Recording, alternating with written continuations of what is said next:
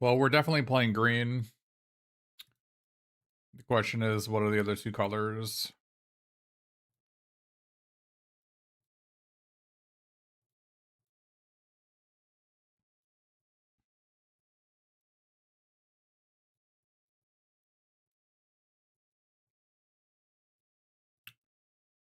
We're definitely playing April. We're definitely playing green.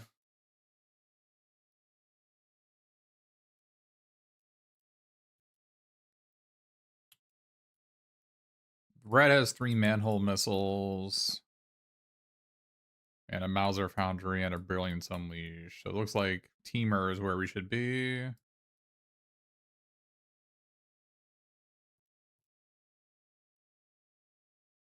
Also got 2 bot bashing time. Yeah, we're definitely playing Teamer. 3 Nunchaku is a lot. We don't really need 3 of them.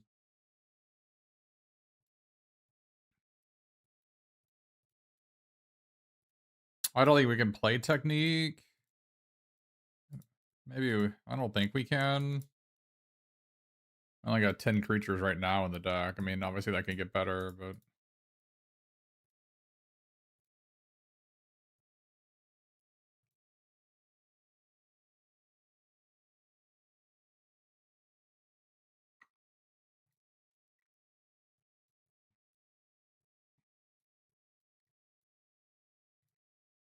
Got the colors of the rainbow for the everything pizza. There was a good creature in another color, we could splash for it, but... I don't have a good creature in another color. These are all blanks. And these are all blanks.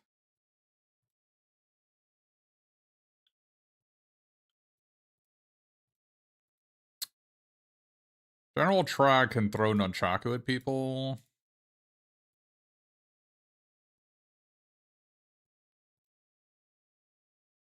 Hmm.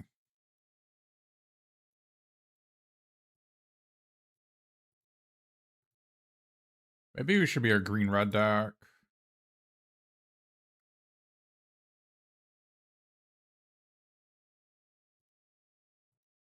Seems stretching it. How is a double red in a deck with like 7 mountains stretching it? I'm not sure I follow.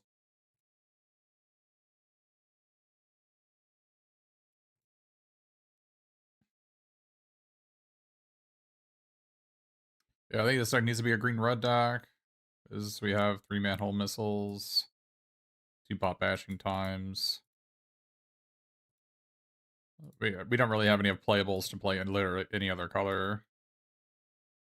I've never seen the requirement to play green-red before in a sealed deck, but I think that's where we're at here.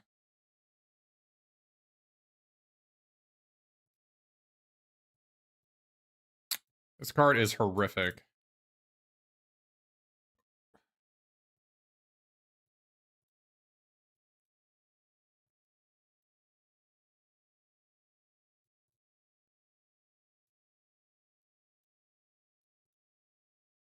I'd rather not play this.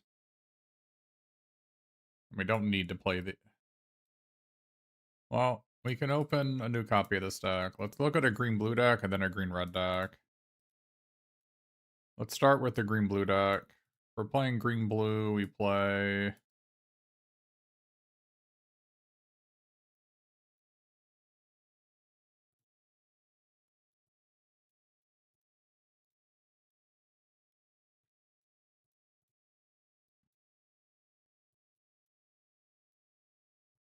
We don't need this much removal. The Tenderize is actually kind of bad in this deck. I have no way to use it. I guess I have two butlers, and I only have two butlers. This is the only thing this spell works with. There are two butlers. That seems pretty bad.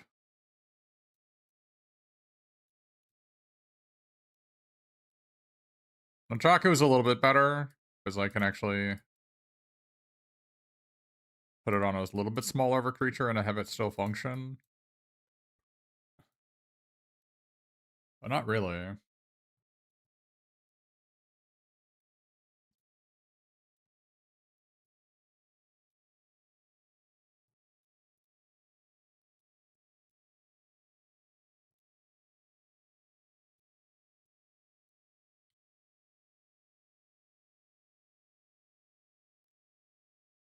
Only 10 creatures. I can't be playing Technique in 10 creature deck.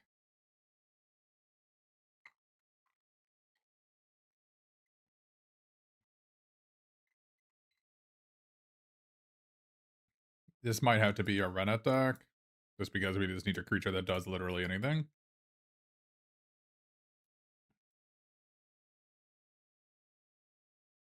This pool is quite horrific.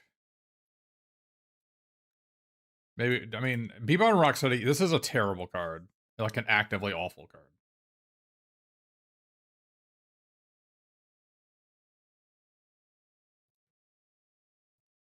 Um, like we may have to play Henchbots here. Henchbots are like very bad, but we don't really have an option here.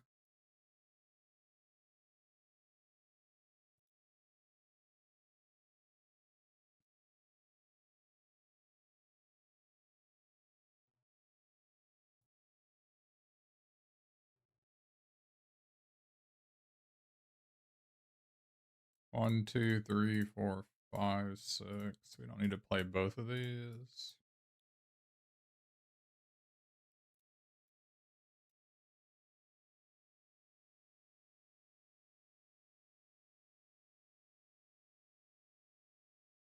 We probably just have to play Krang, even though it's really bad in this deck.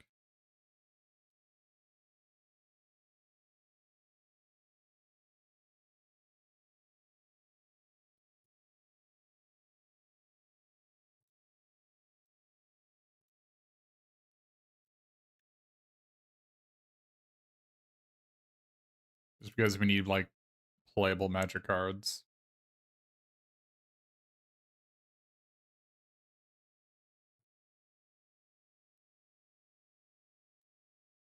Can't believe we didn't get any nobodies. That would certainly solve a lot of our problems.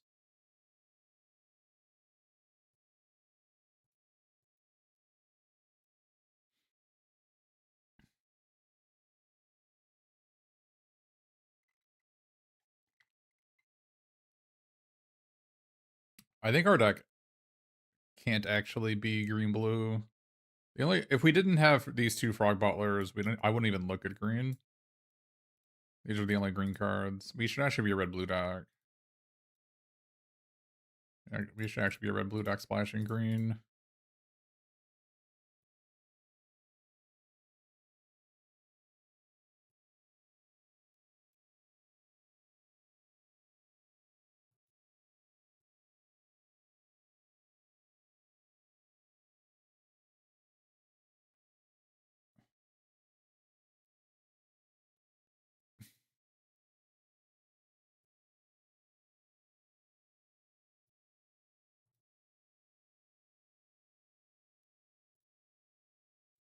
This is a horrific pull.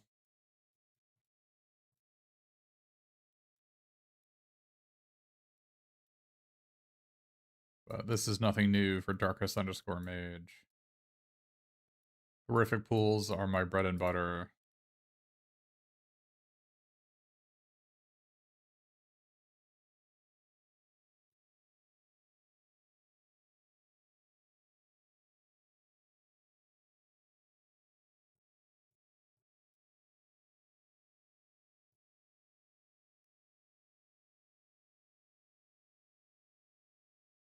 This pool is actually kind of beyond horrific, though.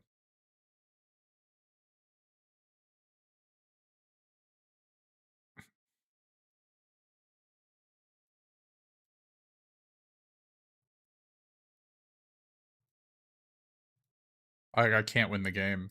I don't have any cards in any color that can win the game.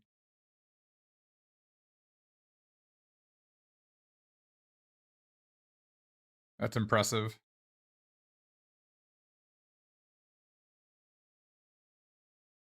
I, like, just did not get win conditions in any color. I got no 4 mana 4/4s in green. I didn't get a 5 mana 4/3 Ragamuffin Raptor. I didn't get any food. I didn't get any, like, anchovy banana pizzas. I didn't get any nobodies to return things. This is a completely unplayable pool. Totally and completely unplayable. Their ECL? Yeah. Yeah. Totally and completely unplayable. I went to a real life sealed on Sunday. It was an awful experience. 17-person sealed event. I lost in the finals to horrific flood. Usual.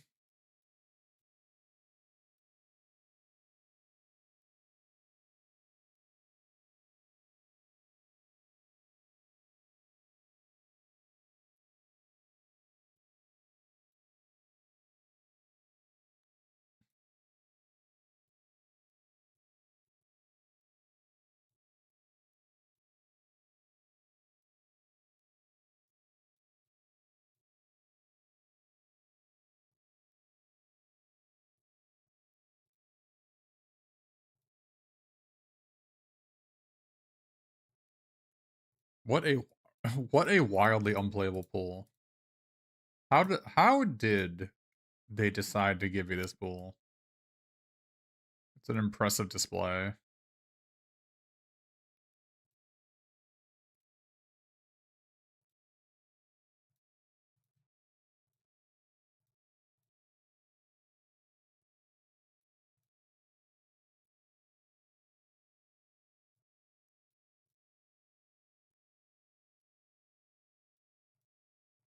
Didn't even get a green blue land.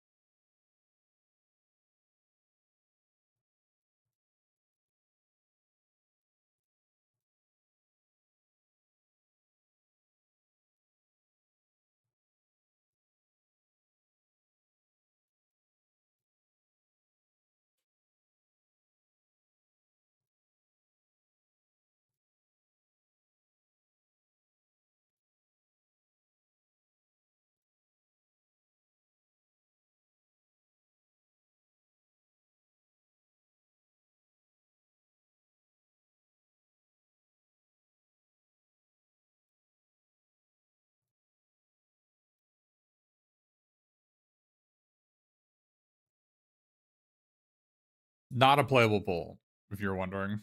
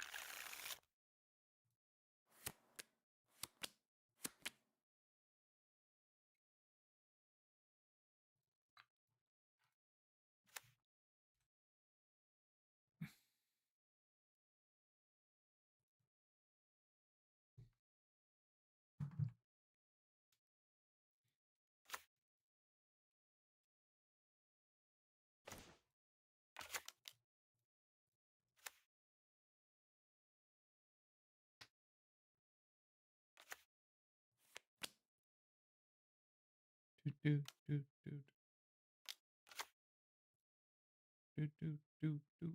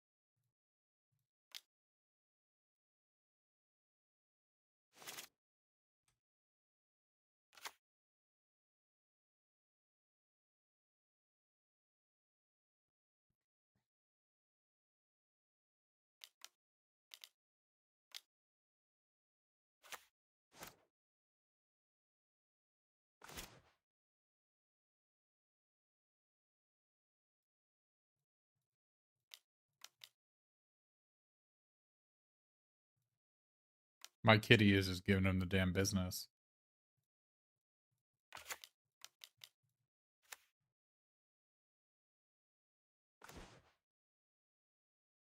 Rocksteady Crash Courser is here. Finally, we can get the party started.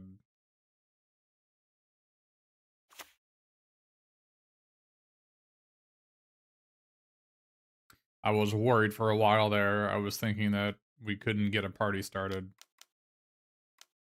But now I know we can get the party started.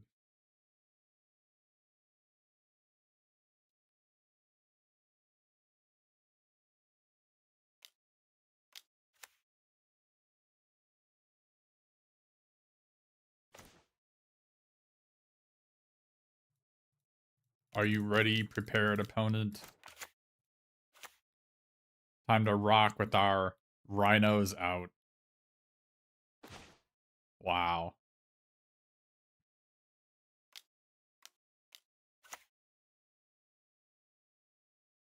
I'm like 7 cards up in my opponent, and I still can't win a game.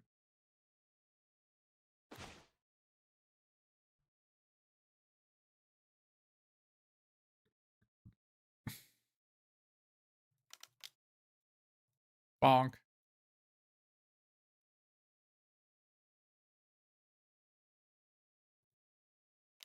No. All of my plans.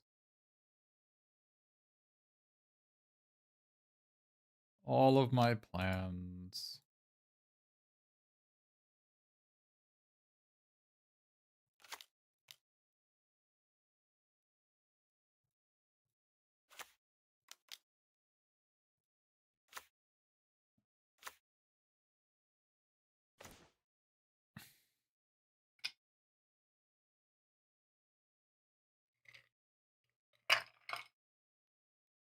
Oh man. Just like we planned it in deck building. It cannot be blocked by more than one creature. Wow. Impressive. Just like we planned it. Yeah, you thought one Rocksteady was a problem. Have you thought about second Rocksteady? Do you think the second Rocksteady makes me more or less steady?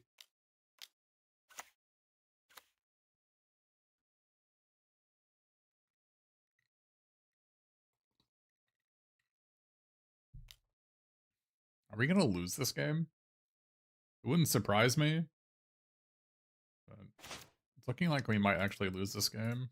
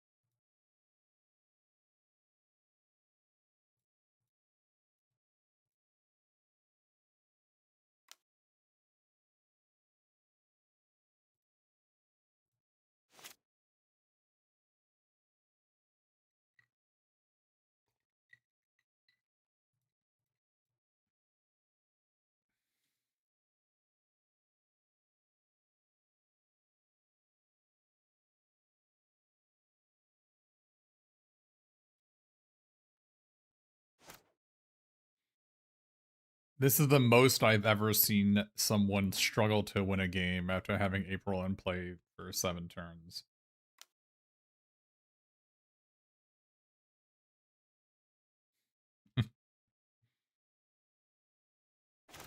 It's honestly an impressive display.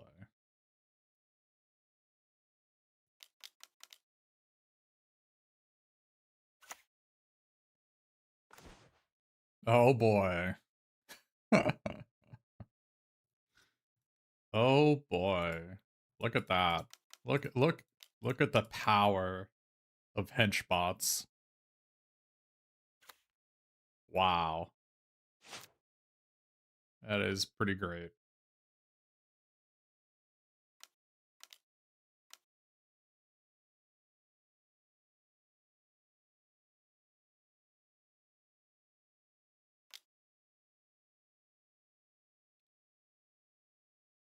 It's time to sacrifice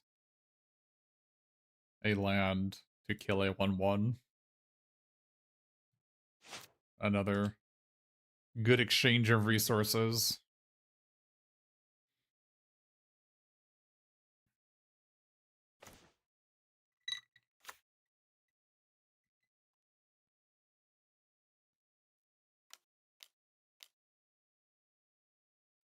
Where'd that guy come from?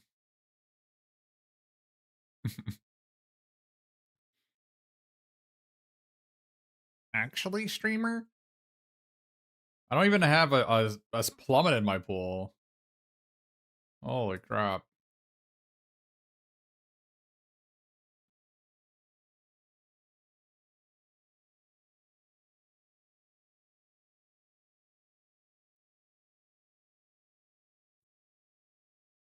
We do have 3 make your moves, though.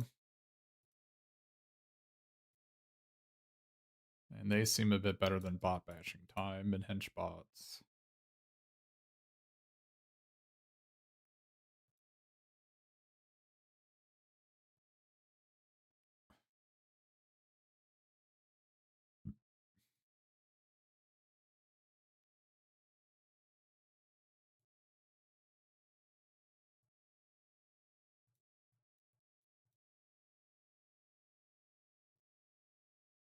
The hench bots is maybe fighting us at Donatello, actually.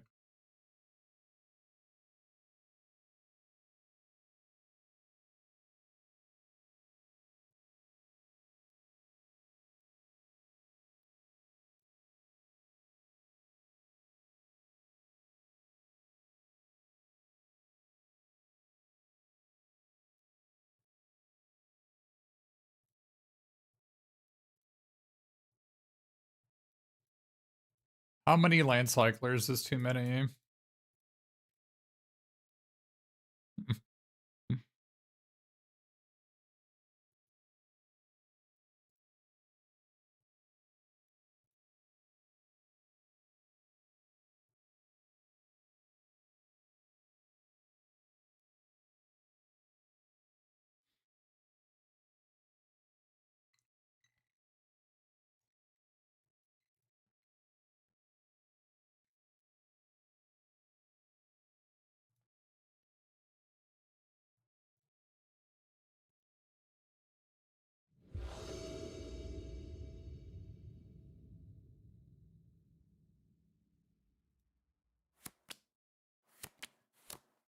Hand seems fine on the draw. Not exactly very fast. We drew our 1 planes.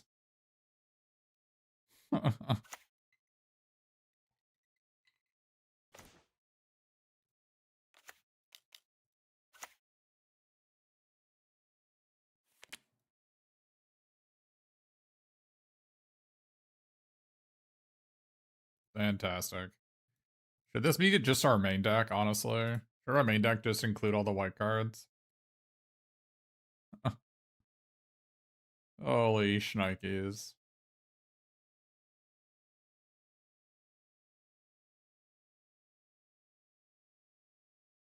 I do like how good Janeka is with Genghis Frog. This guy is such trash.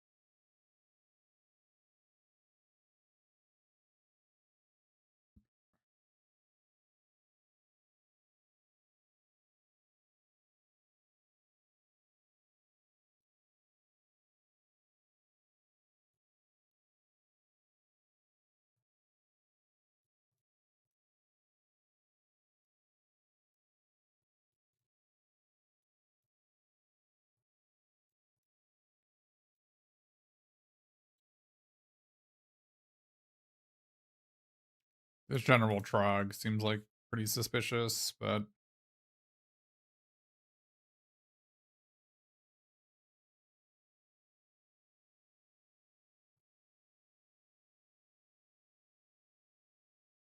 holy moly, dude. Like, if general trog is great if we draw either everything pizza, Genghis Frog, Zoo Escapees, or Mauser Foundry, or Nunchaku. Otherwise, it's complete trash. But maybe we'll give it the option.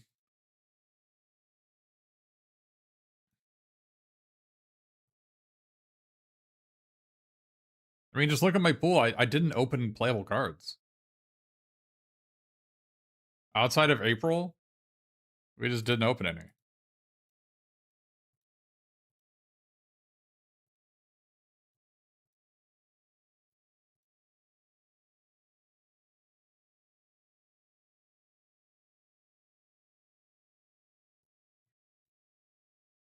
Maybe General Trog is worse than Stockman.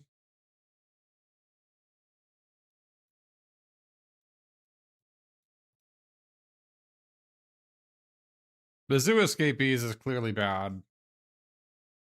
This guy is complete trash, though.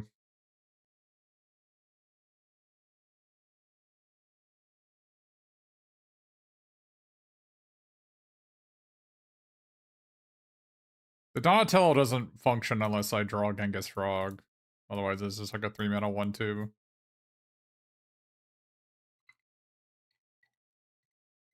But maybe that's just so much better than Zoo Escapees that it's got to be worth the effort.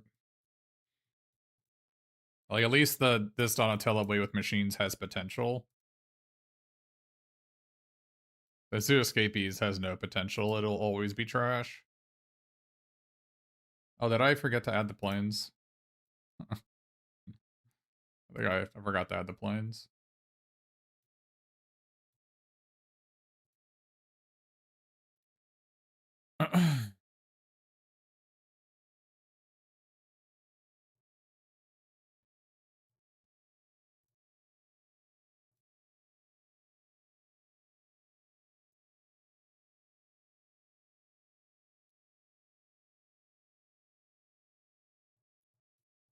Don't worry, we only have 3 land cyclers.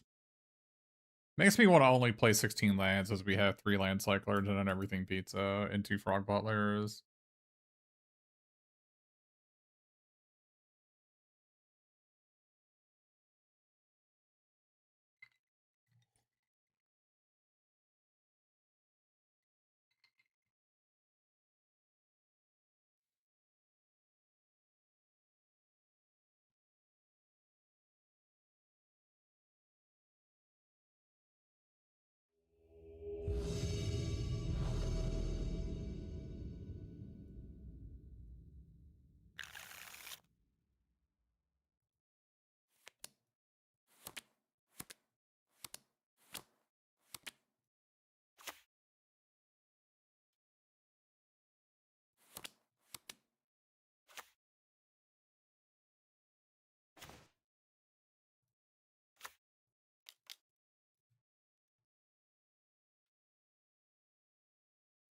In that sealed event I played on Sunday, I played this Bebop and Rocksteady.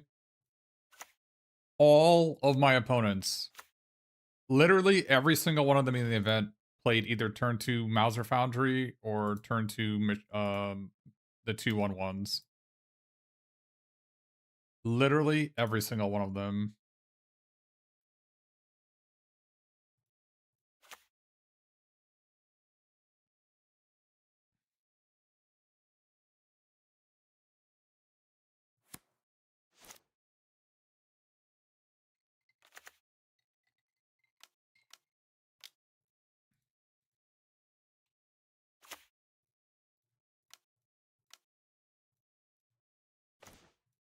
Wow, I got rid of 1 land cycler to draw another one. That is impressive.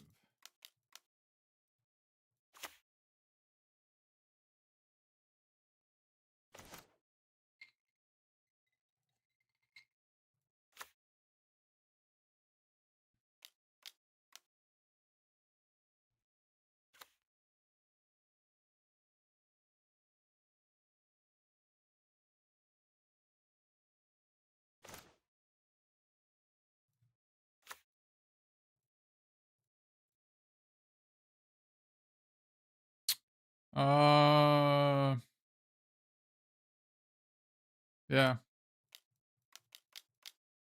I don't draw any cards, but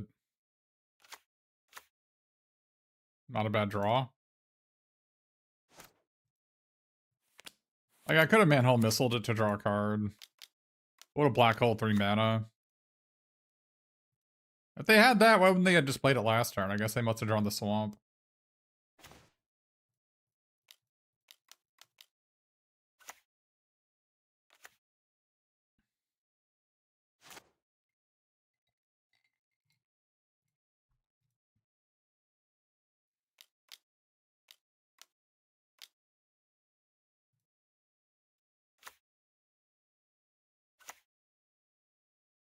Oh, come on, man.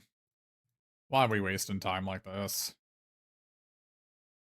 Just pulse check me here. Can we not pulse check?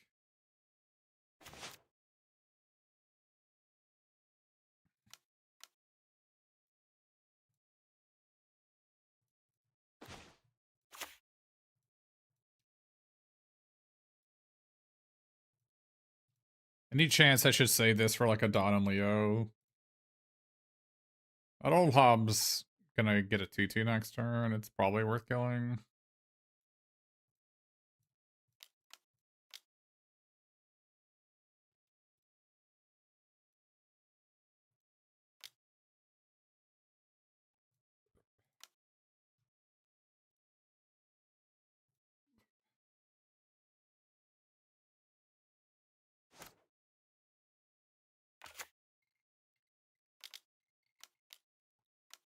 I said Don and Leo, didn't I, chat? Should I save it for a Don and Leo? I just didn't think it was possible for them to go have Agent Bishop, turn go Kunoichi, and Don and Leo in a freaking Mardu deck.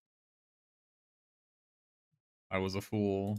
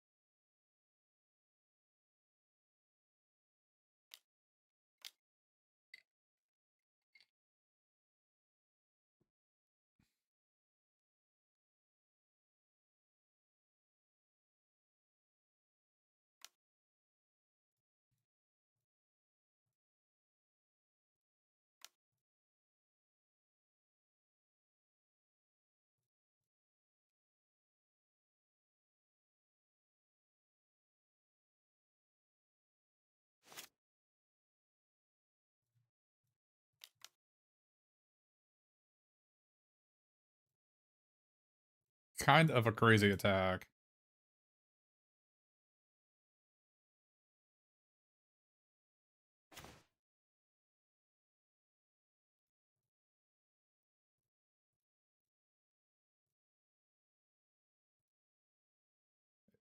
Do I want Mauser Foundry or do I want Turtle Blimp?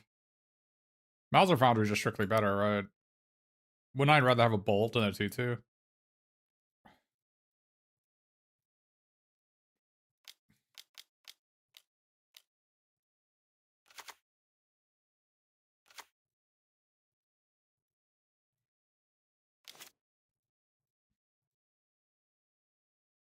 It's weird to think about that Mauser Foundry is like strictly better to get back than Turtle Blimp.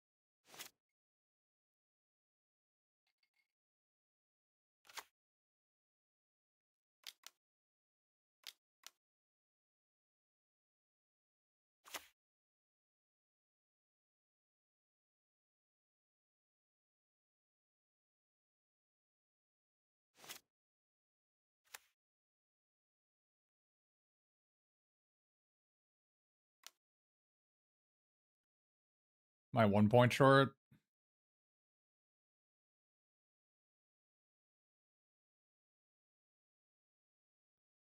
Looks like I'm 1 point short of killing them.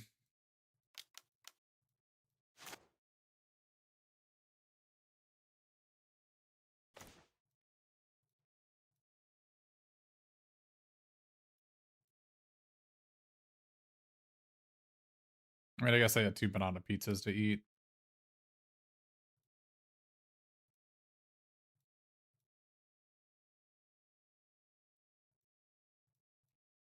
Make your move is so insane and sealed. It just kills everything. Like, look at all the cards my opponent played. It could, in theory, kill Agent Bishop, too. So the only card they couldn't kill is Turncoat Kunoichi. It literally kills every other card they played the entire game. It's just freaking Vindicate.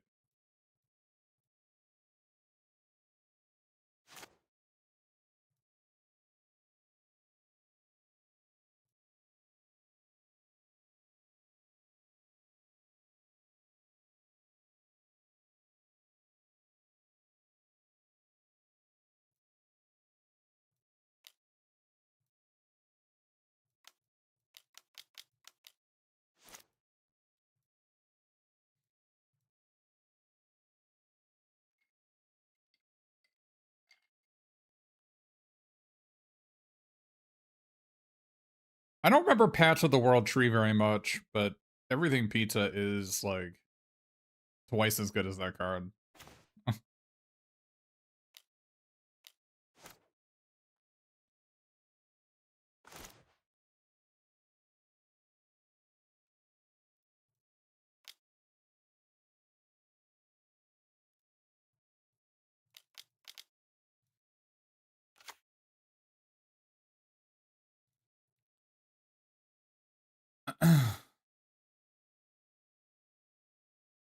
Yeah, I don't know why it's not a sorcery. That's actually my only problem with the card is that it's not a sorcery. It doesn't make any sense that, like, draw step discard in the year 2026. Like, what were they thinking?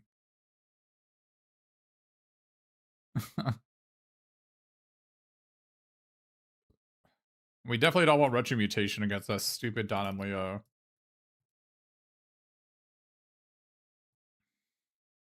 We definitely don't want henchbots.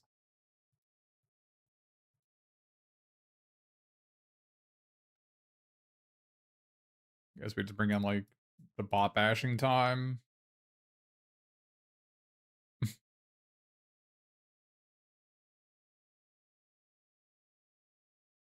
Or maybe I just want another make your move. Maybe I just know the make your move is better. Let's just have another make your move.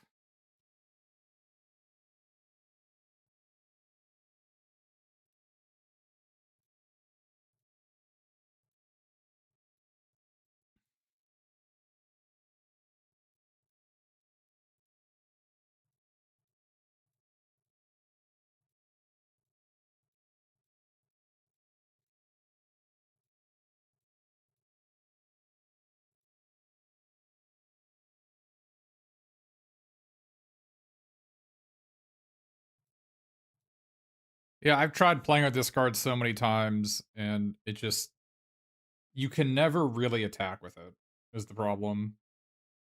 Like, you can't exchange permanents for either set, like, 7 damage or for, like, 1/1s that your opponents have. It's just, it's a totally unacceptable exchange of resources.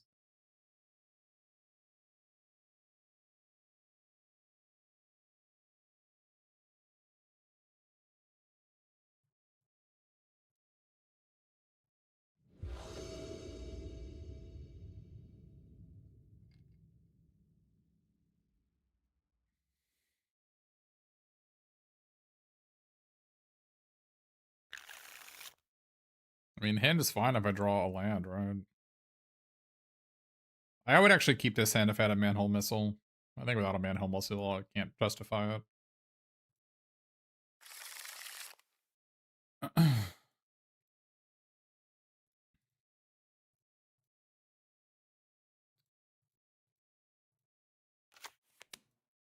Not when the enemy's deck has they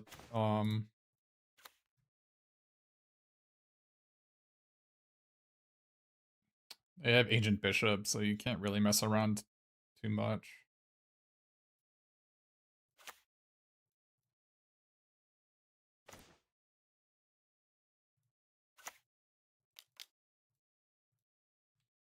Should have played a mountain there.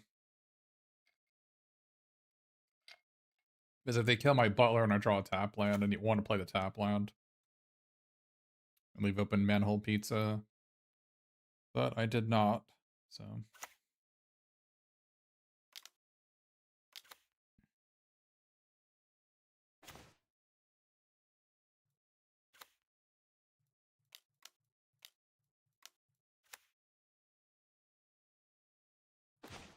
I basically put no stock in 17 lands letter ratings for anything.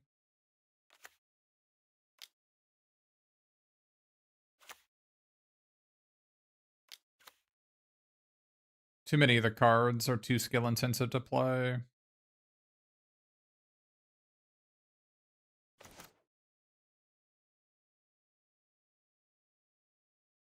I would not count on them to do anything.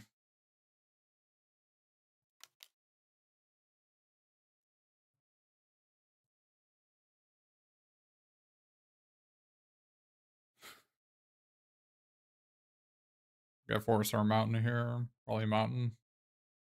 I think whatever I take, I'm gonna put on the bottom anyway.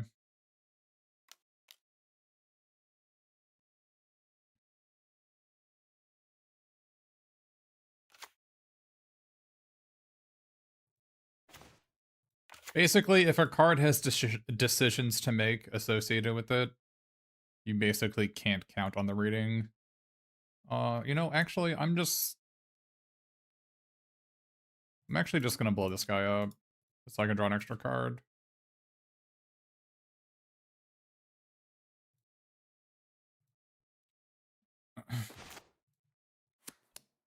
Ice Cream Kitty requires a degree of skill to utilize. And so the average Joe is not really going to be able to do it properly, to do it justice, so.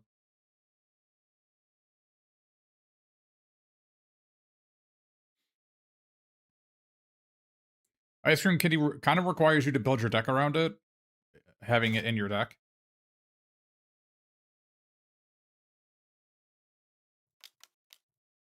Draw 3.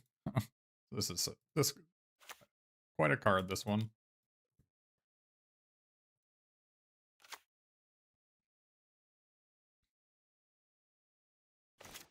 Like, you have to have tokens in your deck to play Ice Cream Kitty.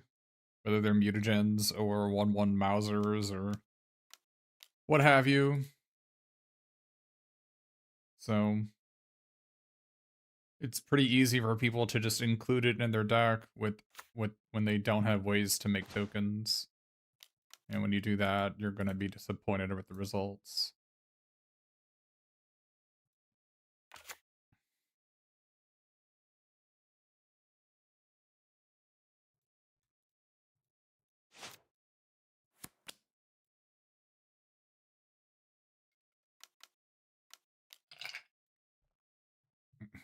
Another thing that people, and one of the reasons I think Mutanimals, apparently Mutanimals is the highest win rate on common ever. And I think it's because people don't know you can kill it in response to the ability.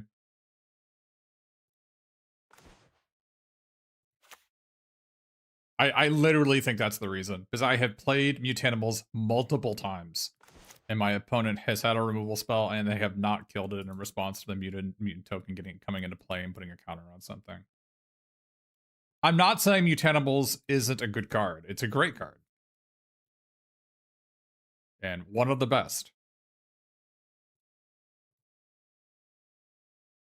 But I am saying that it is probably not nearly as good as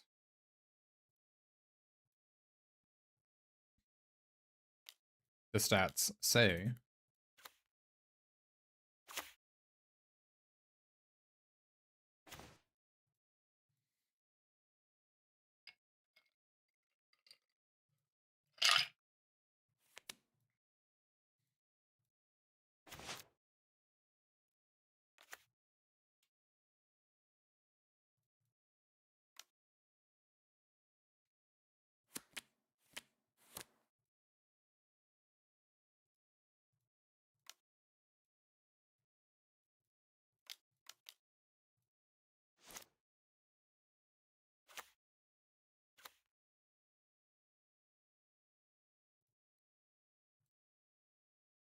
I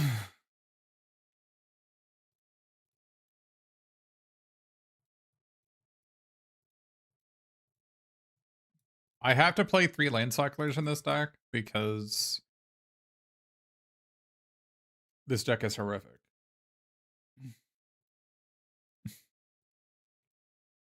And I have to, like, the amount of cards I have to play in this deck, despite despite everything, is not great.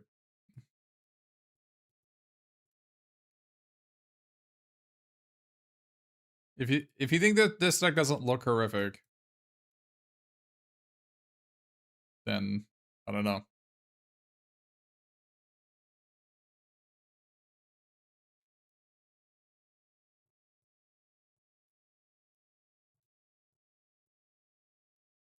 The games look pretty easy when I play April to Never Dies. Most games don't go like that, though.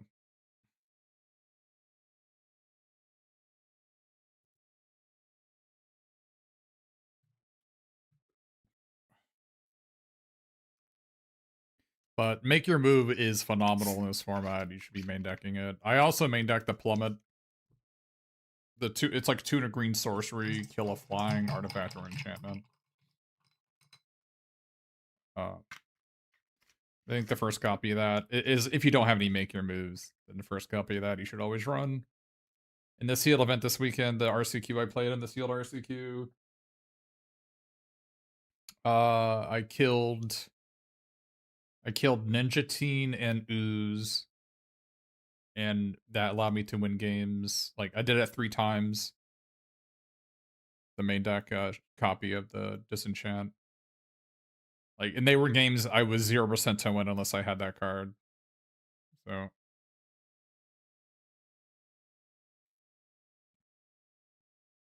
use 17 lines as a tiebreaker. I do not use it like that. I'm not saying you couldn't, but has limited qualifier day 2 always been sealed? Yes, sealed has always been sealed. Sealed qualifiers have always been sealed.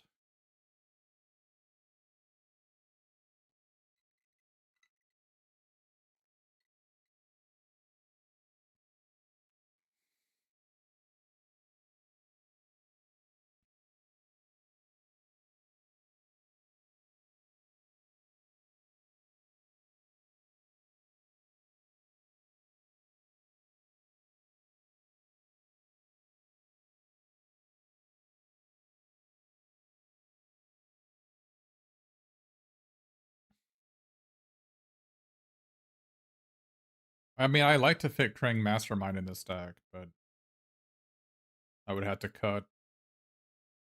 I don't know.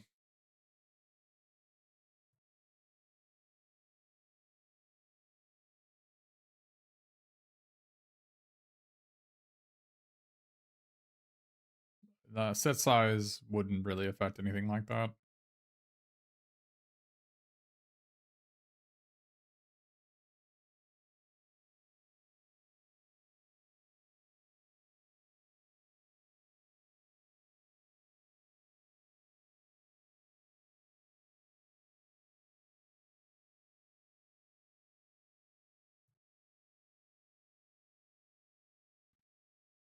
The best card we're not running is Ooze Spill. Ooze Spill in General Trog. If I could play those 2, I would be a lot happier with my deck. And I probably could. I could put a 3rd island in. And I could tank out.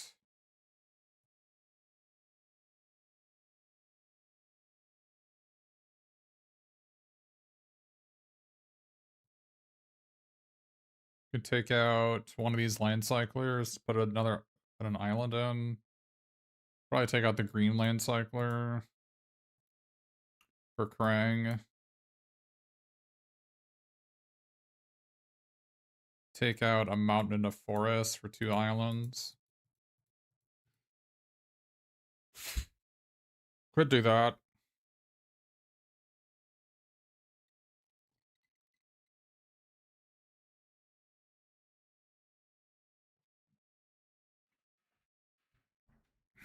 Could do that.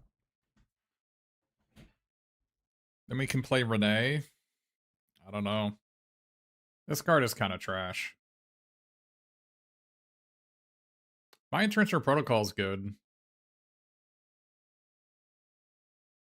But Nunchaku isn't good in this deck. It isn't.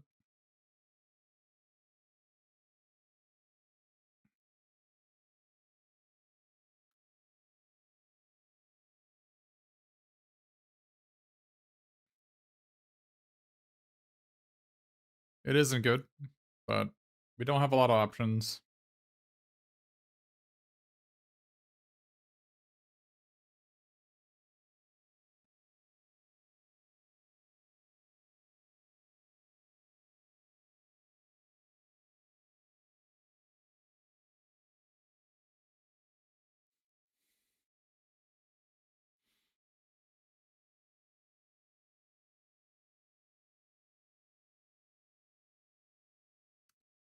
The drag is the one that I most want to play. I don't have a ton of artifacts though is a problem. I've got what 1, 2, 3, 4, 5. It's a couple fewer than I would like. I mean, this would make it 6.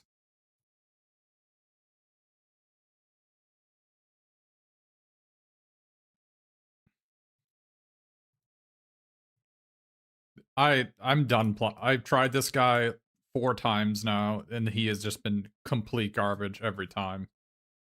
So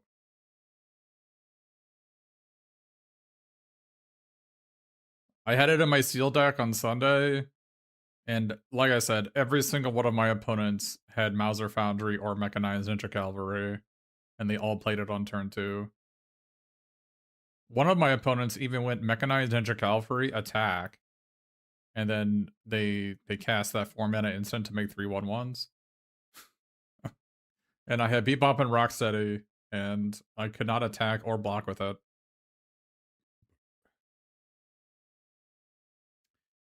Like literally just worse than a 3-mana 2/2 no text. Like worse than a Grey Ogre.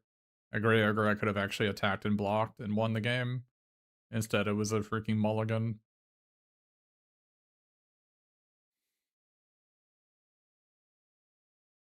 The worst is when you just actually decide to block, and then after you decide to block and you like discard a card that kill your guy.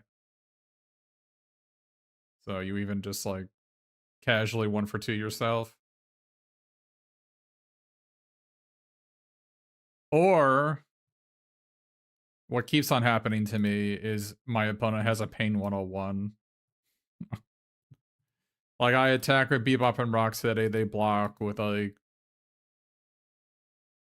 you know, some like Genghis Frogs type stuff, and then they, or a Mechanized Ninja Cavalry, and they Pain 101, and I just want to quit the game. I just want to concede in response. Today is the last day of this on MTGO, so I thought there would be more players. Somebody apparently got 8 trophies. I was at the top of the list with my 2 trophies, but somebody got 8.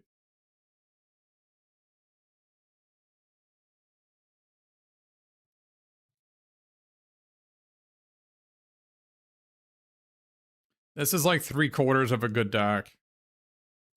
If Henchbots and 2 of my land cyclers were like, and Donatello, if those cards were just like playable magic cards of a different card, then this deck would be good. But this deck essentially just has 4 mulligans. So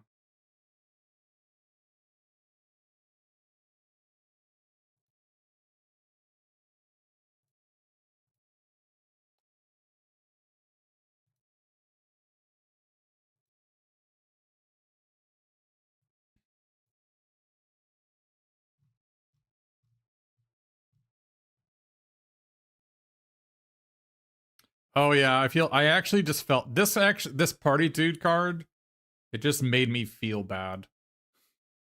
in the I had it. I didn't main deck it at the sealed RCQ, and one of my opponents was a blue-red artifact deck, and I had it turn 1 in game 3, and I just felt bad. I drew 11 cards off it.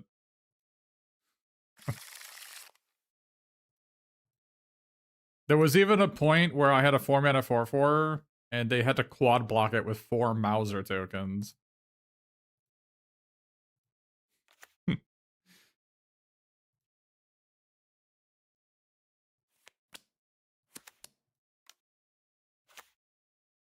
It was not a pleasant experience.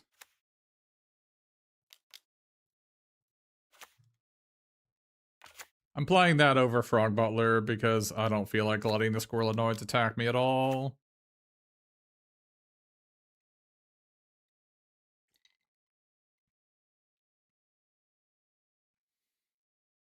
You would have scooped before making that block.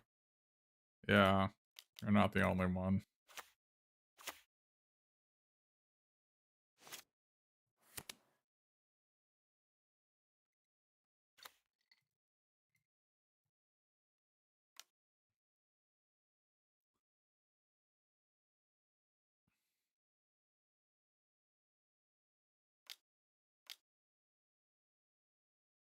Okay.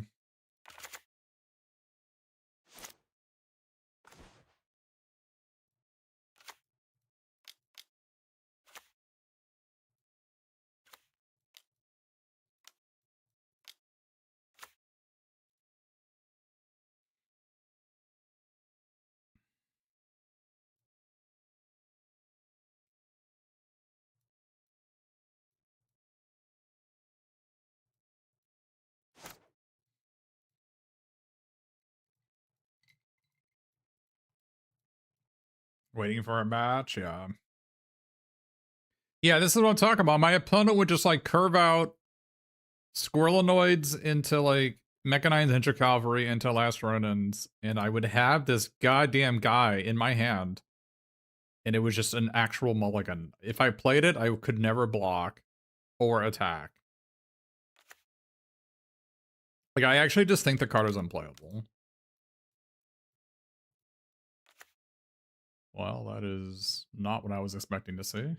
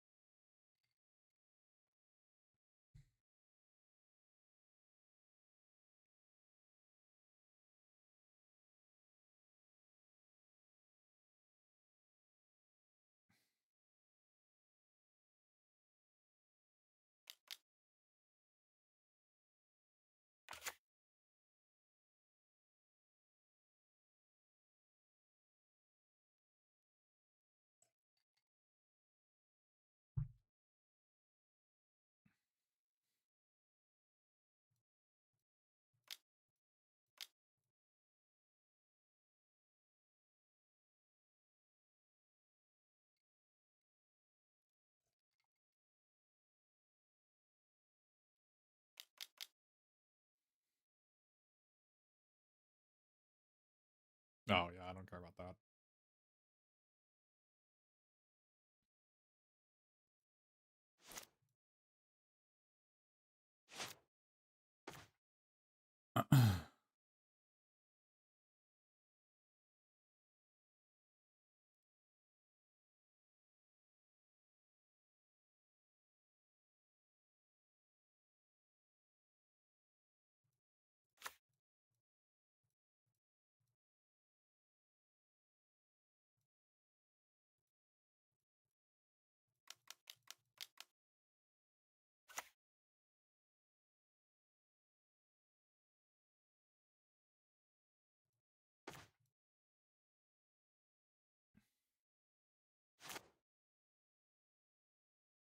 I don't think it helped me, but it wasn't that bad for me, that's for sure.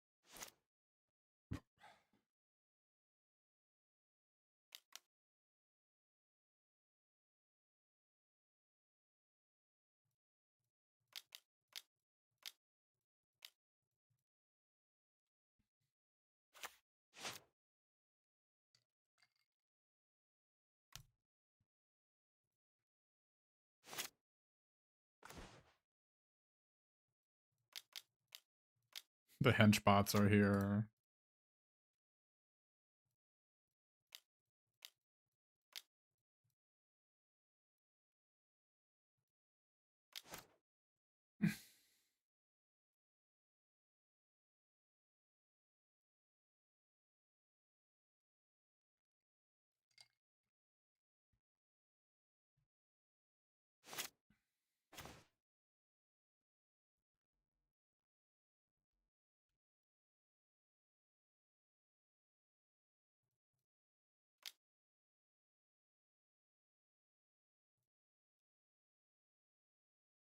Holding on to the mutagen token in case I draw Ice Cream Kitty.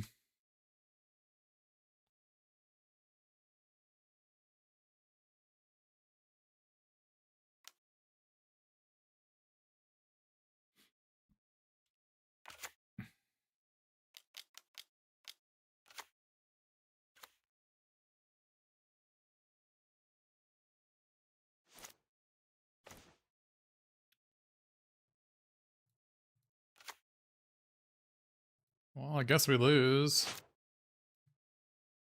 I drew only lands.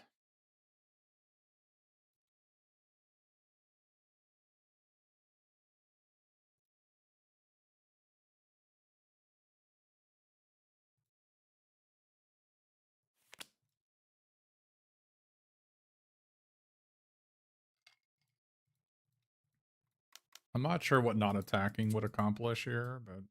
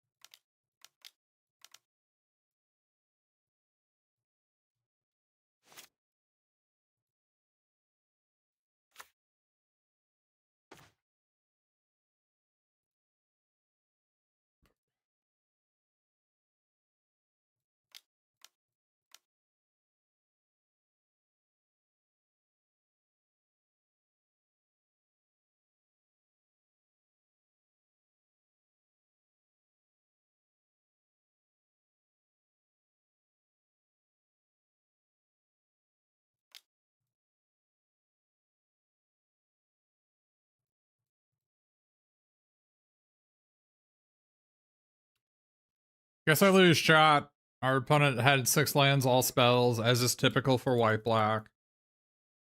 Whereas I am running on 11.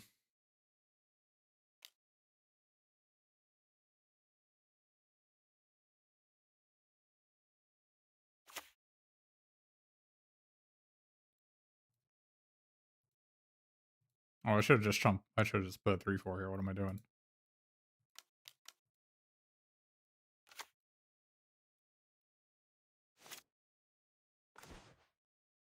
Of course, it's a 6-7.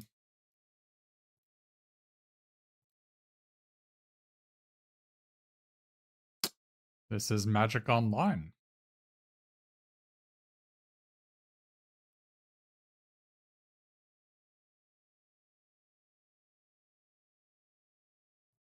Our opponent's deck is Krang and Complete Blanks.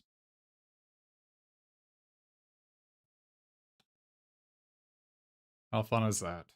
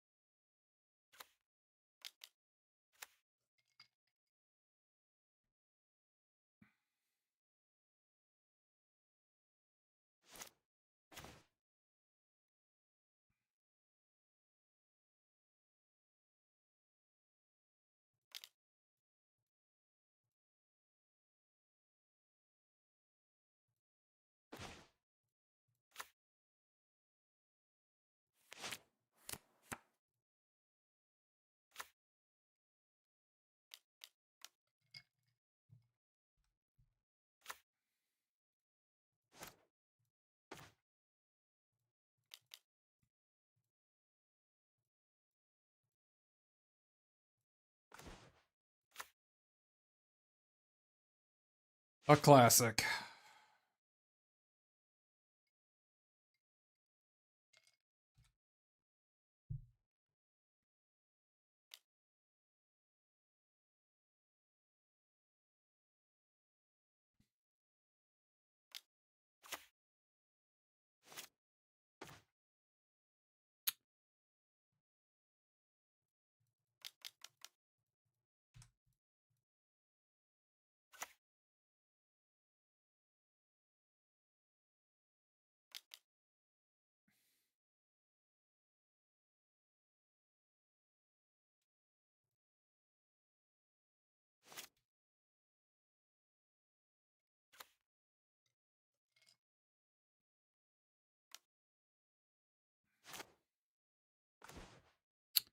Of course. Why would we draw a land?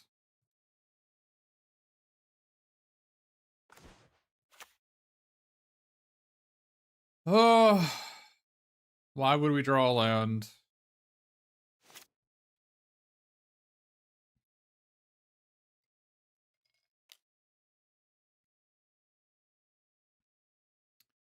The darkest underscore mage classic right there.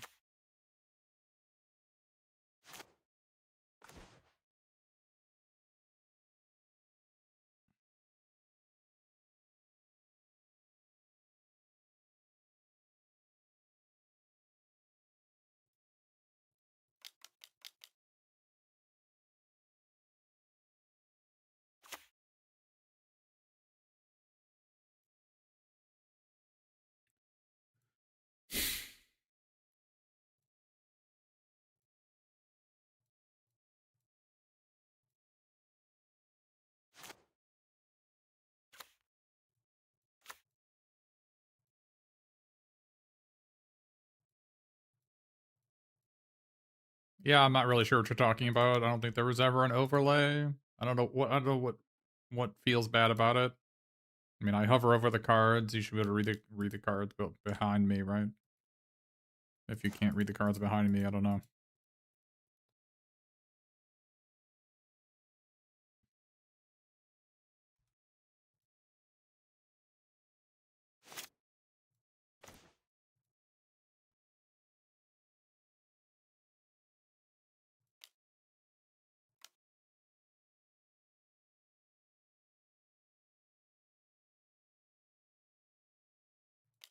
Cards in graveyard? Yeah, I mean, I don't know. I mean, there's really just nothing I can do about it. I'm sorry.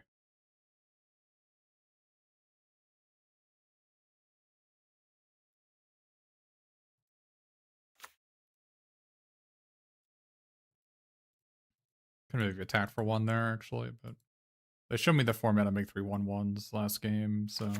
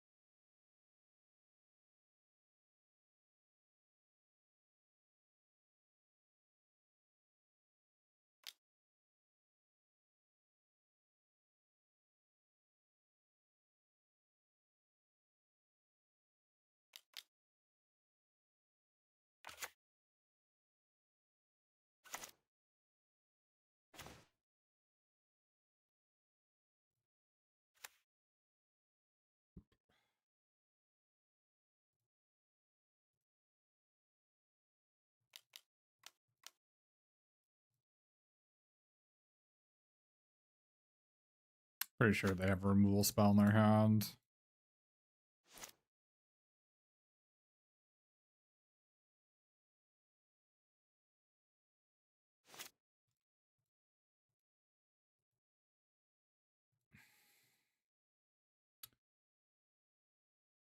Getting to the point of the game where I can't really I can't keep on taking this 1 damage. I didn't block it earlier with my Mauser tokens because it would activate a Krang. But now we're at the point where my life total is in danger from them.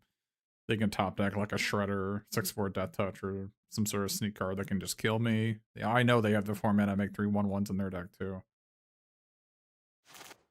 So you're definitely getting to the point.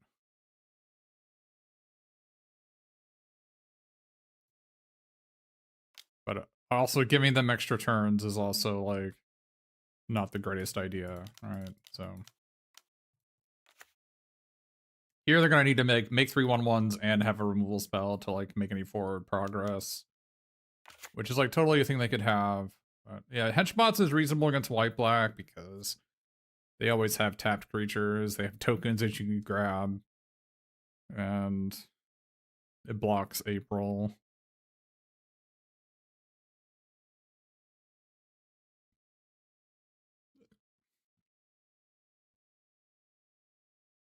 Like not the greatest, obviously.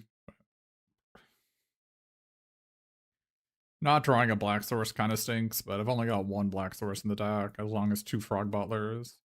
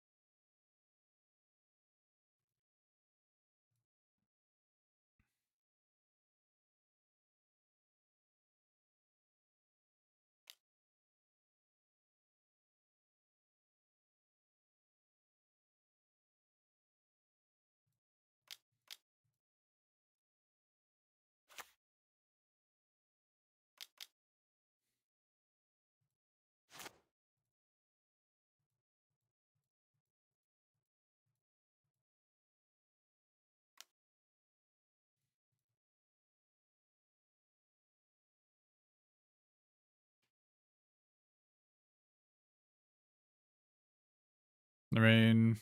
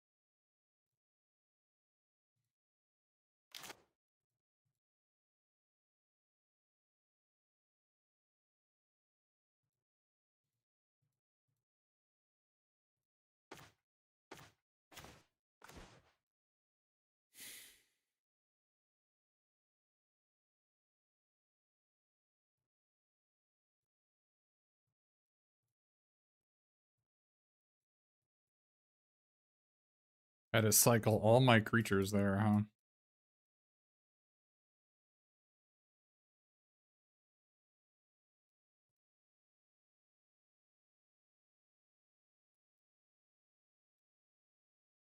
I kind of like Nunchaku because it turns my Mausers and my Butlers into tutus, but it's probably not worth it.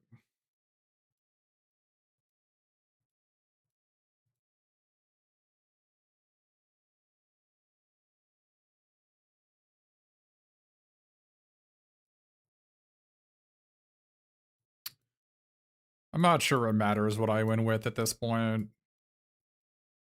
Their deck seems completely unplayable outside of Krang. So I kind of just need ham sandwiches, right?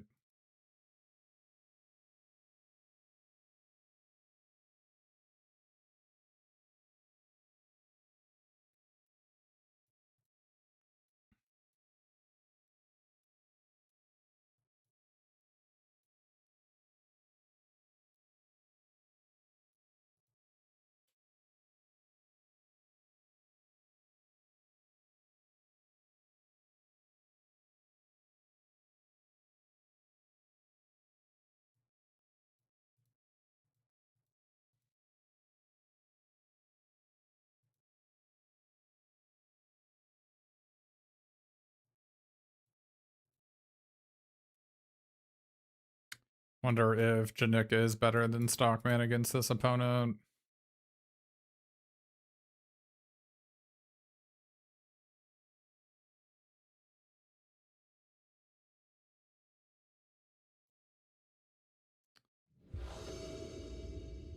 More like I have turtle blimps, I don't need it, I don't think.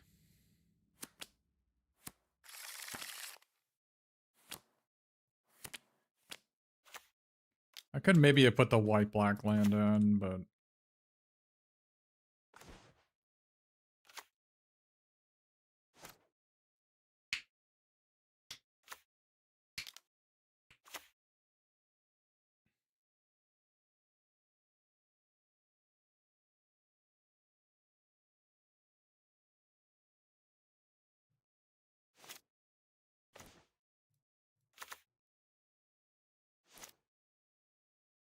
Maybe at a 2-4 would be pretty bad for me here.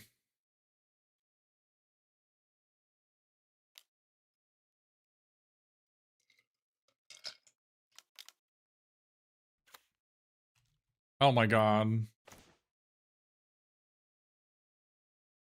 I have 6 I didn't think they would play anything.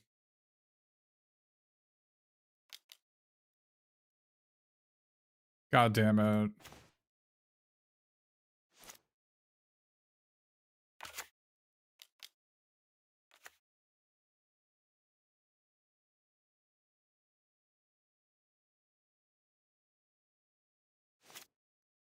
Well, I just took a bunch of damage, I didn't have to there.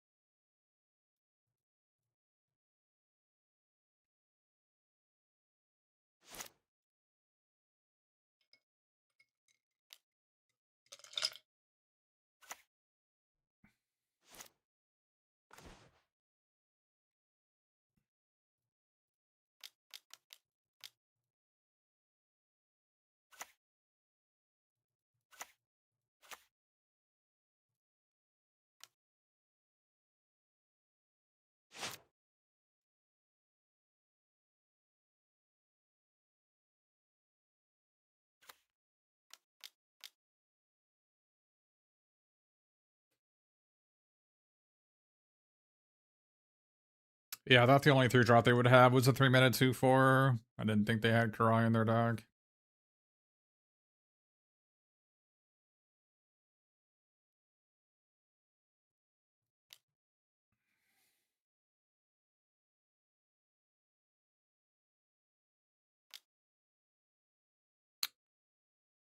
I don't think it's worth it to sack my blimp for 5 life.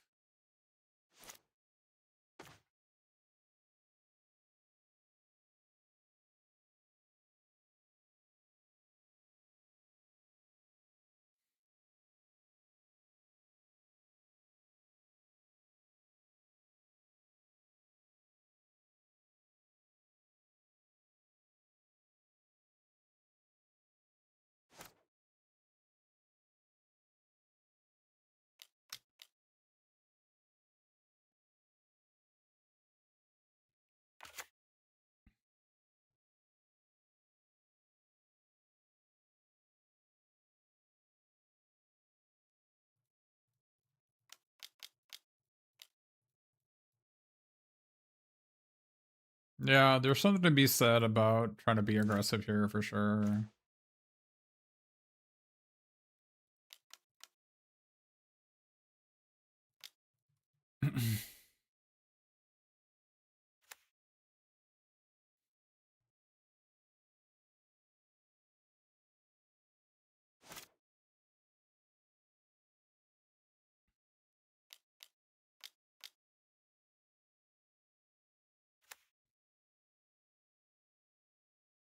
They'd probably be dead if I had done that.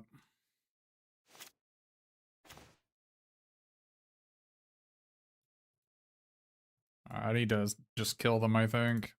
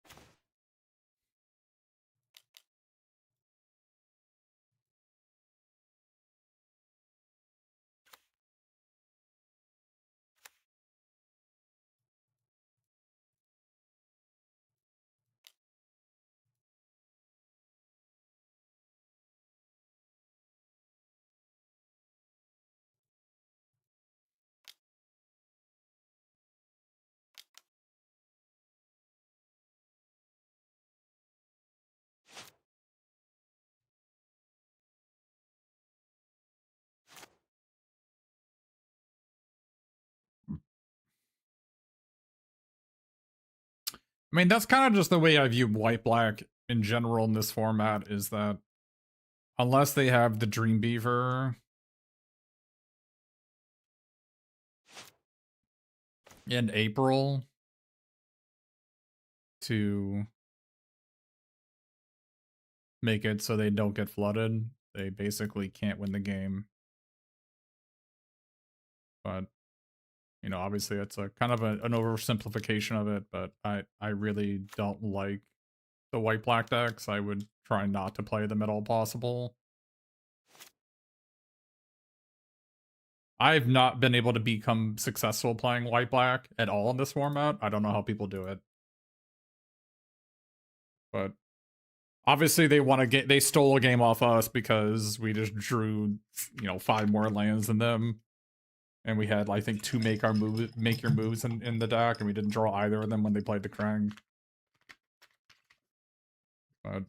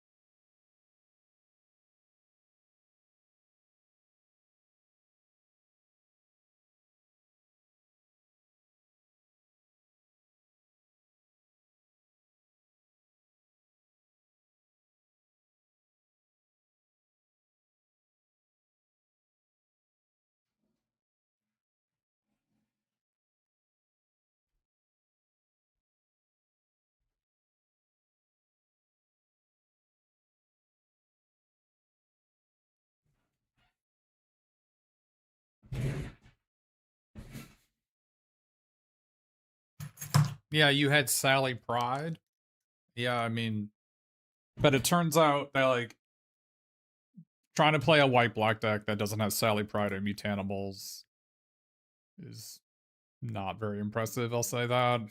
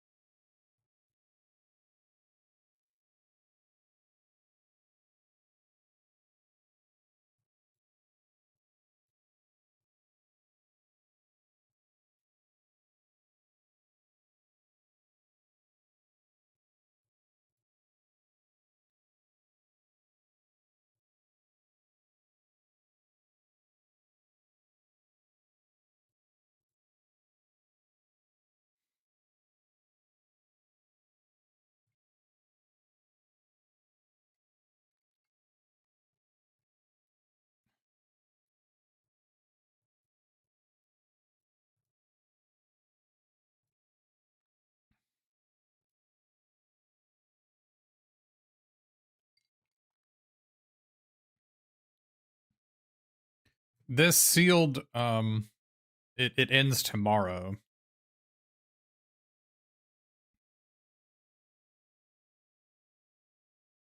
I'm pretty sure both days of the qualifier are best of 3. I wouldn't want to be wouldn't want to bet my life on it, but I'm pretty sure both parts are best of 3. I don't think the qualifiers are best of 1 ever. So,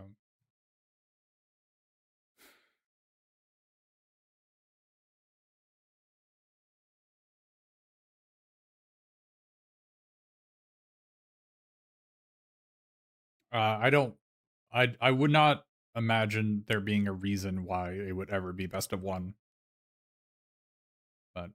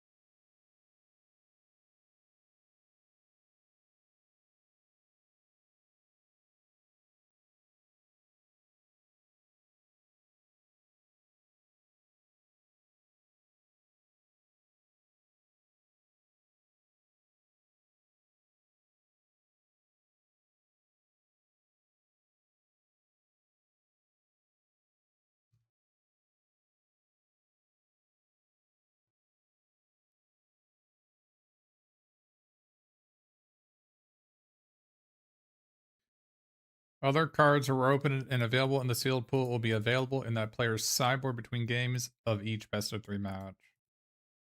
Talking about day 1.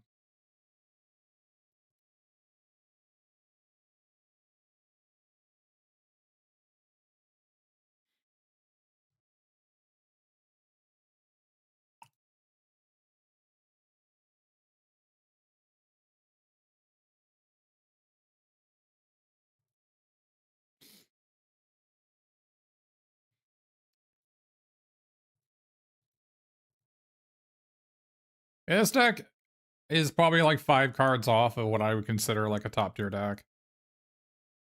It has April and Michelangelo, and those are both decent cards. But the problem being that I have to run literally I have to run 3 land cyclers because I have no playables in my entire pool in any color. That is a bad sign. So, like, what would make this deck good? Probably like a Ragamuffin Raptor or and spicy oatmeal pizza, a courier, a 1 on a green 1/2 that can search for food.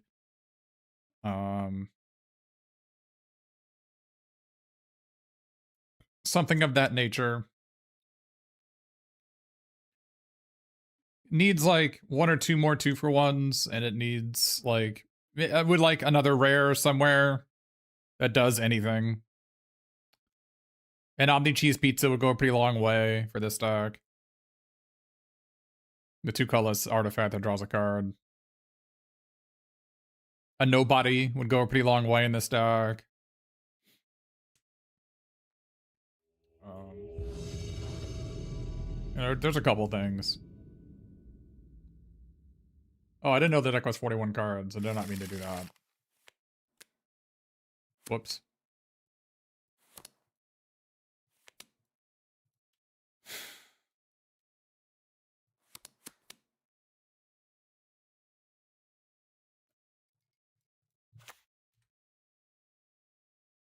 My deck is definitely not good enough to be playing 41 cards.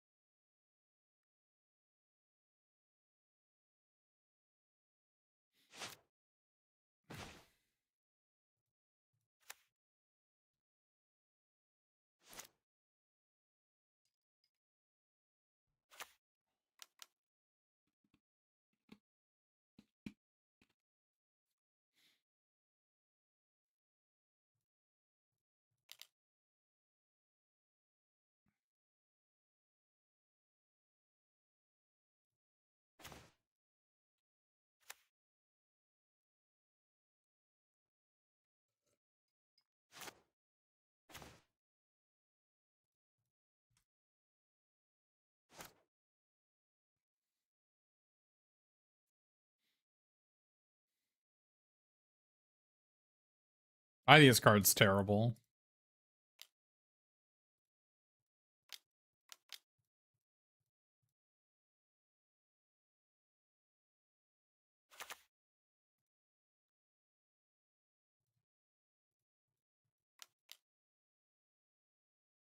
Okay.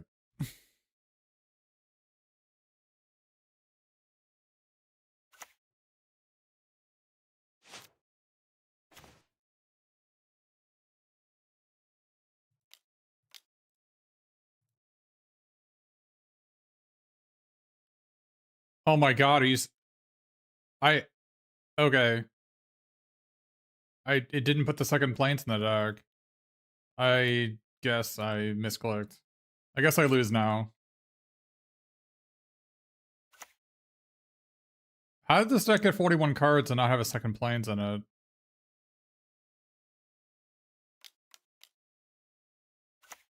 Alright, I will just concede out of embarrassment because I don't understand how that happened. I definitely had 2 planes in my deck. I don't know what happened.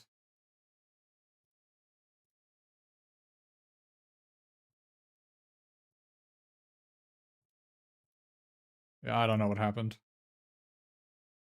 Bizarre.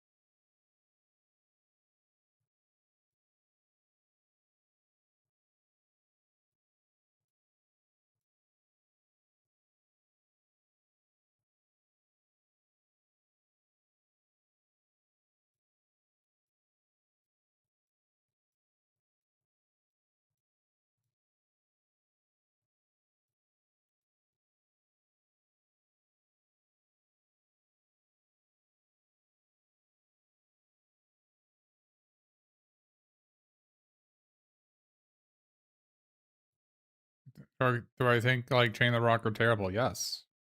I think they're unplayable.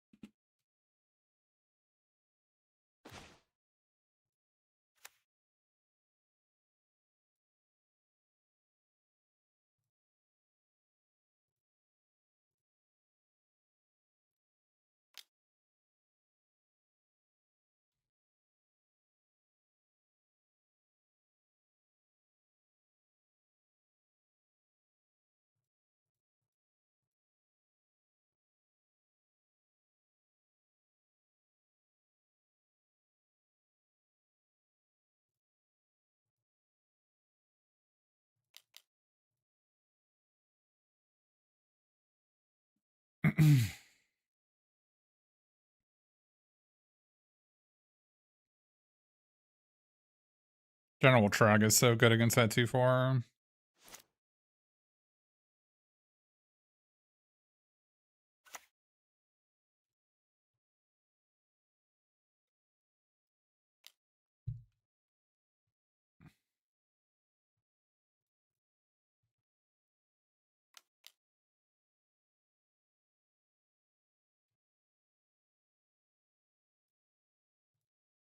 Enemy did not wait for damage.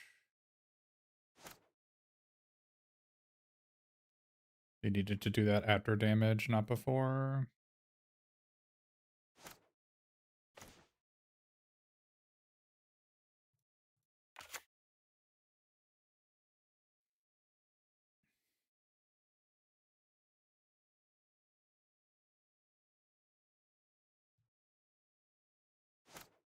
I really like Ice Cream Kitty. It's good at blocking all the white-black stuff and the card advantage engine when you have token makers in your deck. If it has a low win rate, it's because people don't know how to play the card. Now the Trag blows? What are you talking about?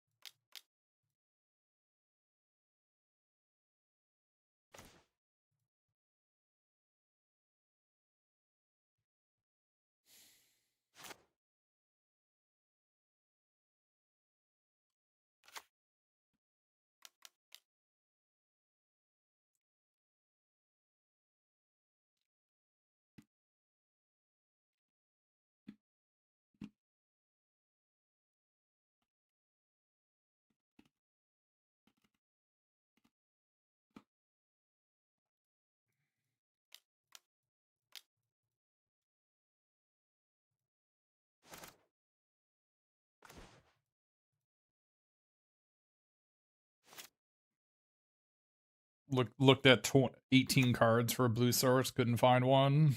Classic.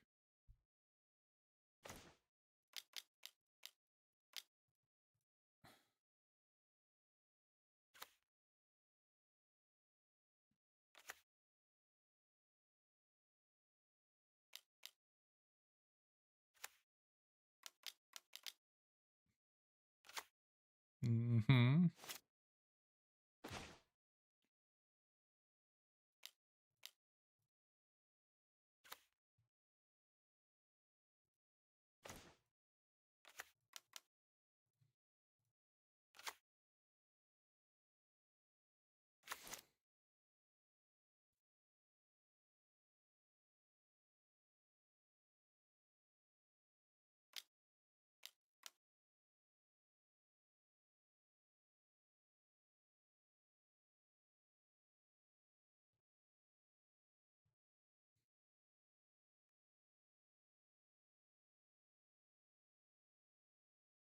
I may be overestimating my opponent. I can probably just kill them.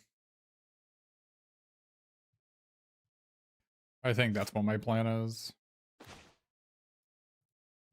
I'm probably putting way too much stock into their deck. Let's just kill them.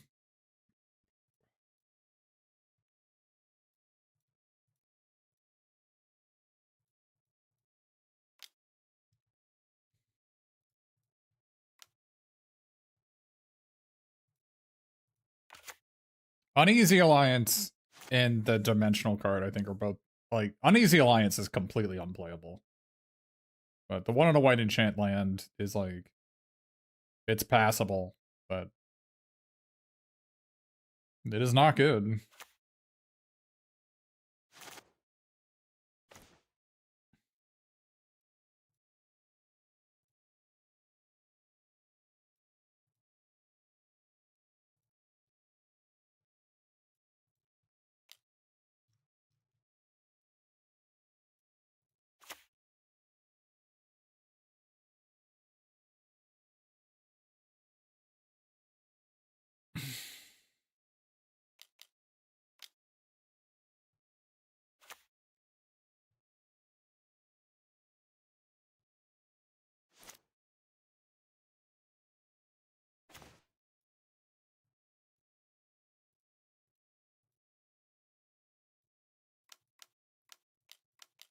Actually not convinced that everything pizza is better than anything else here. But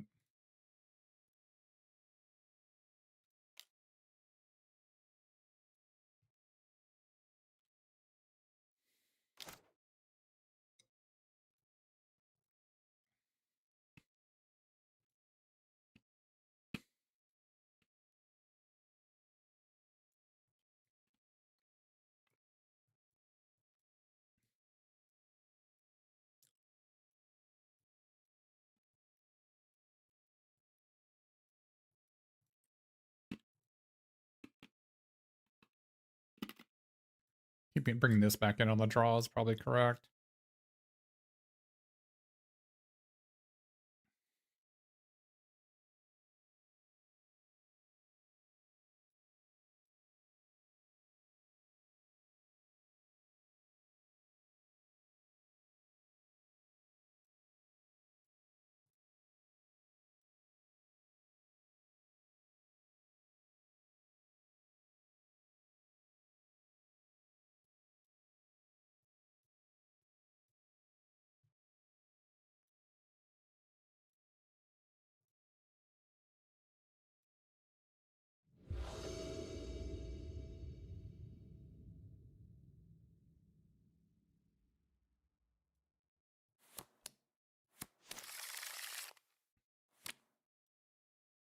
And it's not amazing. Has no manhole missile and no Janikis technique. I don't think it was a mulligan, but maybe it was.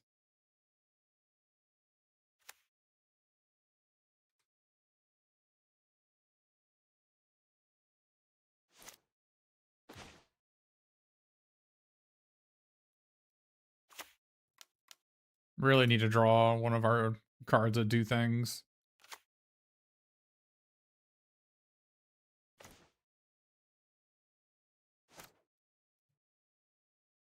Maybe Henchbots into General Trog is enough on the draw. Well, that's definitely enough with their mana screwed.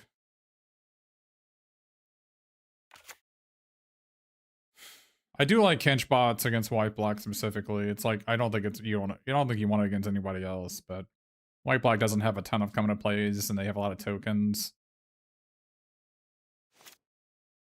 Like they have April and Dream Beavers, but other than that, they just have a pile of like critters, right? So not too bad.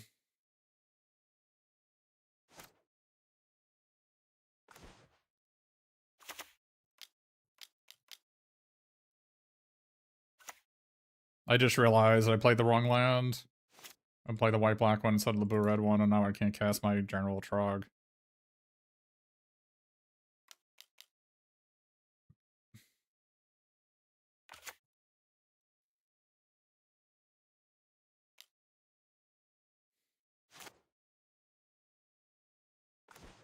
Nah, never punished.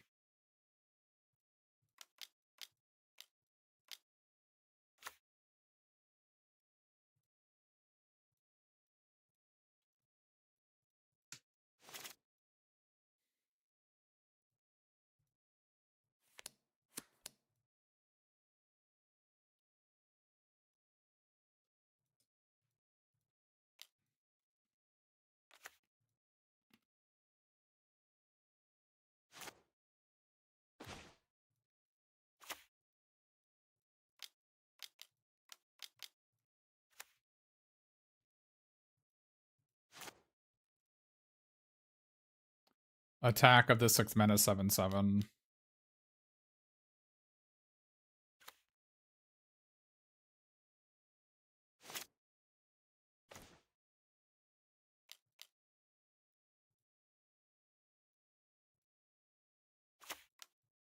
Ice Cream Kitty making this uneasy alliance look so like complete trash.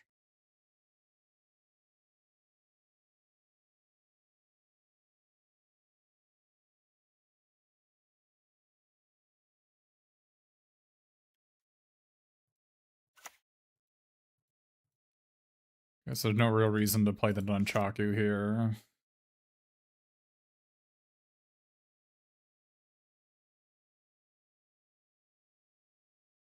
Janika's technique is something you should be aware of and sealed. You should, you know, be bringing it in against black-white decks for sure.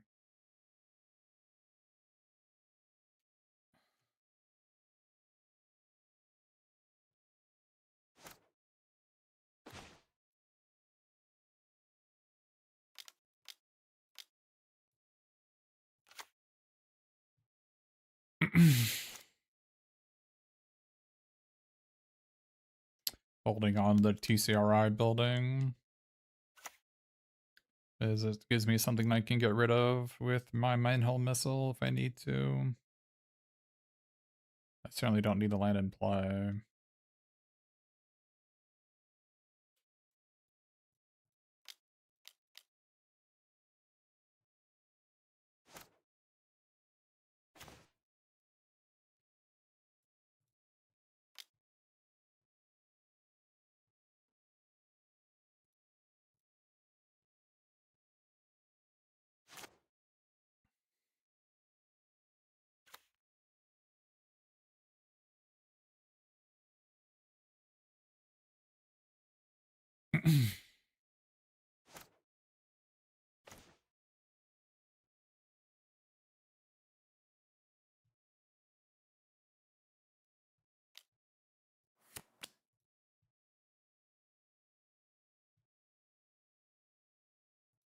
I choose you, Stockman. Fly and... Okay. Flyentist. Go!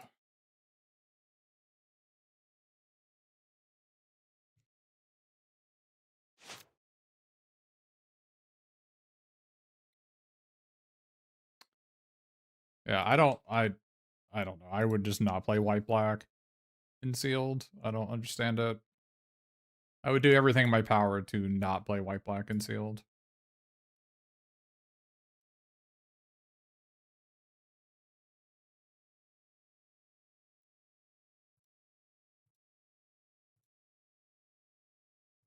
It could be that it's better to play the second Grounded for Life instead of the second Make Your Move main deck for game 1. Just because you're going to be playing against Hee-Haws but against Hee-Haws, you would much rather have Grounded for Life than Make Your Move. But Make Your Move is way, like, April O'Neil is one of the cards that Make Your Move does not kill, but Grounded does. Grounded can also kill a Butler on the draw, which is kind of interesting. But, like, all the talents are things that you need Make Your Move for. You need Ooze, kills Ooze. Also 3 mana versus 5. Also, like, stuff like Jitte or Shadow Spear are things that this can kill, but the Grounded for Life doesn't. You always want to have one of these in your deck. The second one is less important, but it does also help that Make Your Move kill stuff like Dimensional Exile and Uneasy Alliance. But that's really only useful if you have like 4/4s or something that you're freeing up, because this deck doesn't really have anything that your opponent's gonna enchant. all my cards are just too terrible. So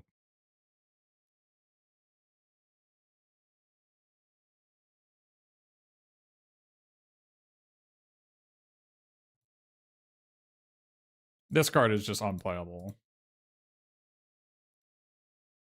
Oh, I have 41 cards in my deck. Why do I have 41 cards in my deck?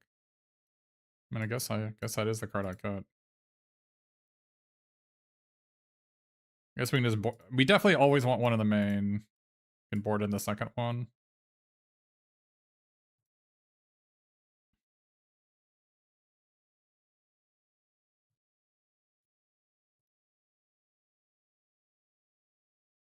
Yeah, this deck's about 4 cards off of good. Like, really good. I would want like an Omni Cheese, a Courier, maybe a spicy oatmeal pizza, and then like a rare of some sort. Um,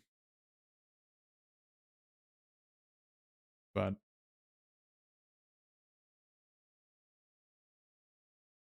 Definitely do not want to be in the situation where you're playing 3 goddamn land cyclers. In fact, I could cut a land. I could cut a like a land for a spell here because I have 3 land cyclers. That is reasonable.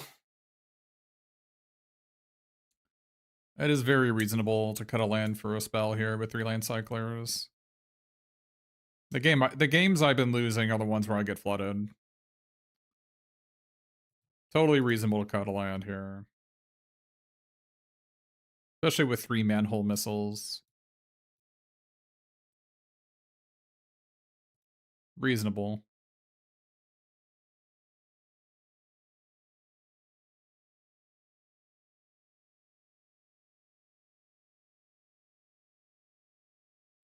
You have 1 in board, my bad, just sat back down. What is a 1/2 tendies? What is that?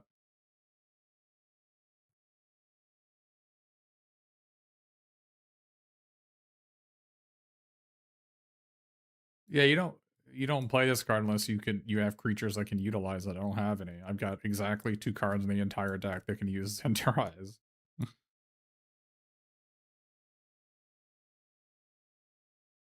What if I draw a Tenderize and I don't have a Frog Butler? Is it 2 mana conditional 1 or 2 damage? I'll pass on that one. I've got 3 manhole missiles that already do that.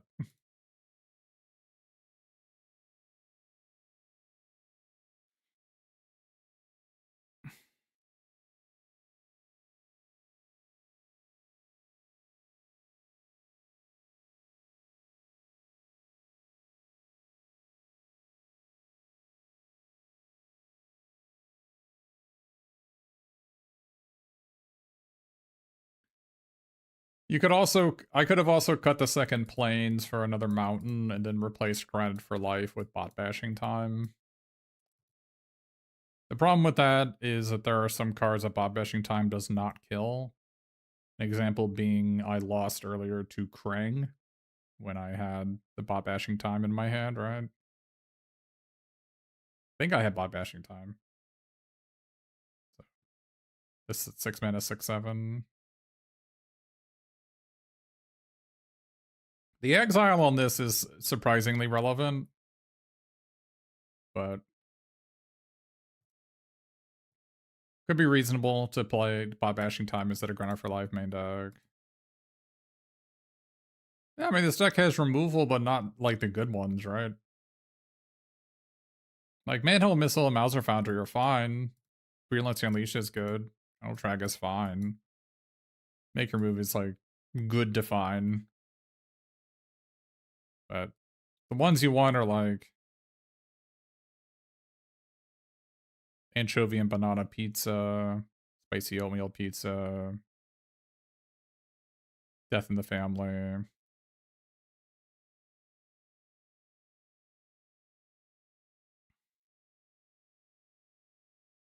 I mean, I also have this. Oospell's really good, but I can't afford to play it.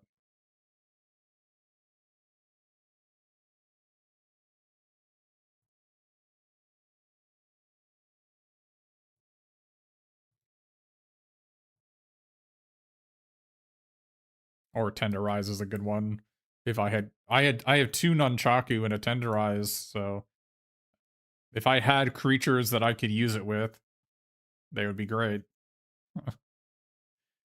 But I did not get any of those. Yeah, the 4 mana 4/4 reach, yeah, or the Ragamuffin Raptor, or even the 3 mana 2/3 that makes a mutagen token would be good in this deck.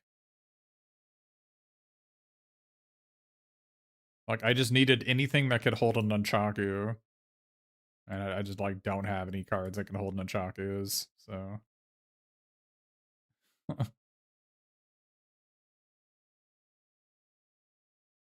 It's mostly there as an artifact because of Donatello and General Trog. But yeah, I even have Michelangelo's Technique, but I can't play it because I don't have any creatures.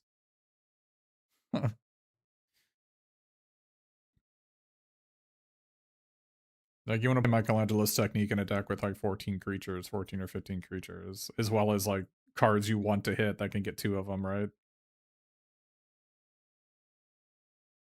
The only card I really want to hit in this deck is April. Everything else is like, wow, I don't want to pay 5 mana for any of these cards.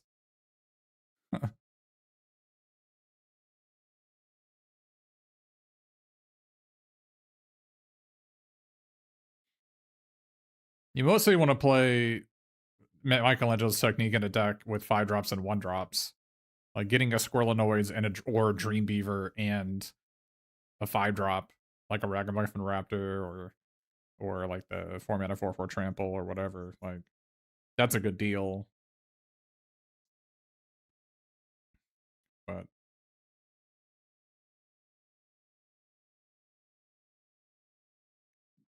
playing it as like look at the top 8 and hope there's an April there is not a good reason to play the card. I have played it, I think, 8 times. Michelangelo's technique. I have bricked on it 3 times. So leader's talent.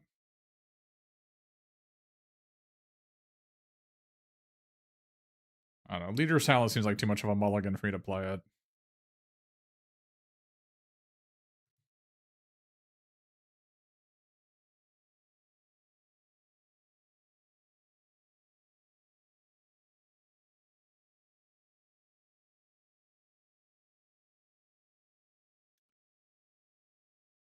I don't think the leader's talent is going to be performing better than Rocksteady in this deck. The Rocksteady has been pretty horrific.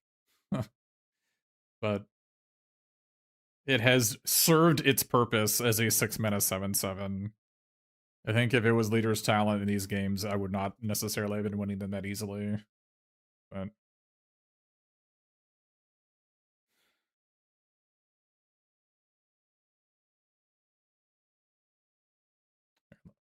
here, let me take a quick break here before this next match. This next match is for the 5-0.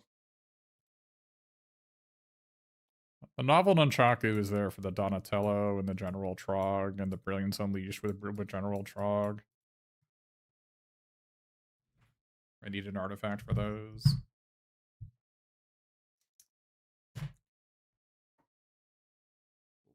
Why am I playing Henchbots in this deck? Because I have no other options. I would definitely not play Henchbots if I had any other options. I don't. So.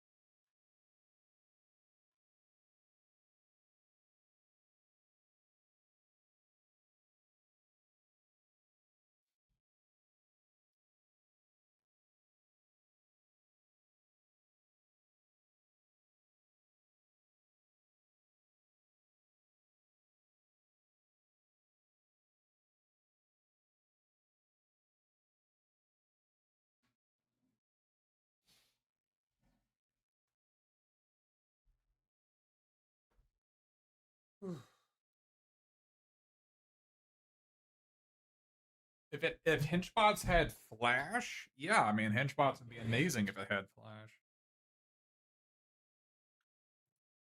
I mean, I don't rely on the Hinchbots in this deck. Just mostly it's an artifact. It's a defensive artifact. Because this deck has like okay mid to late game. I mean, I guess it's not really okay. Just we just have an everything pizza, and so I think in the event,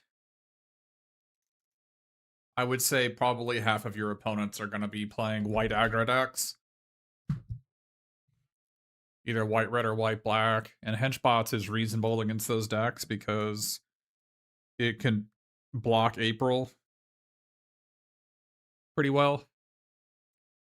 Makes them have. They actually don't play that many tricks. It's hard to get punished for blocking April.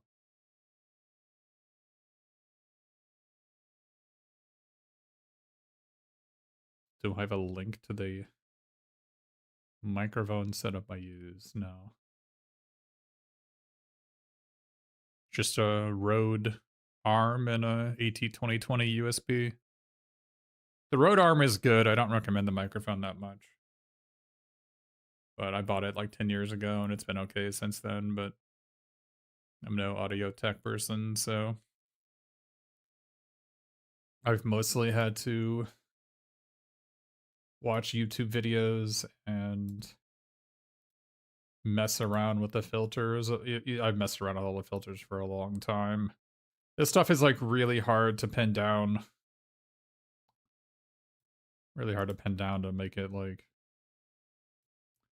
reasonable sounding. There's just so many knobs to turn. I still get people complaining that I'm too loud.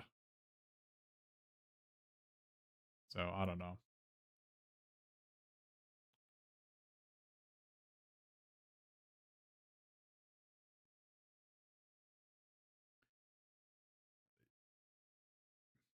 People say I'm too low energy, people say I'm too loud. But I mean, you can tell. Let me show you what I mean when if I turn this stuff off, you'll notice a pretty big difference, right? This is probably a pretty big difference in how I sound.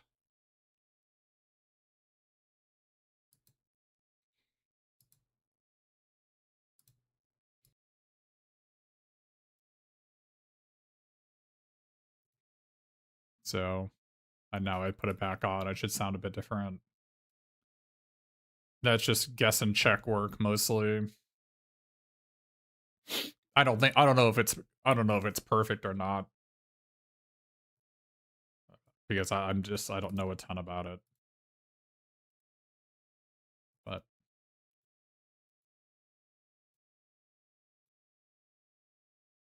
the big one is the expander.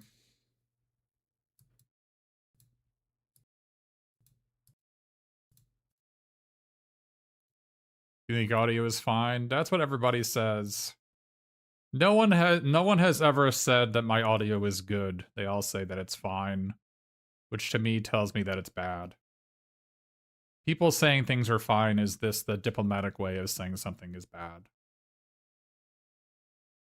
But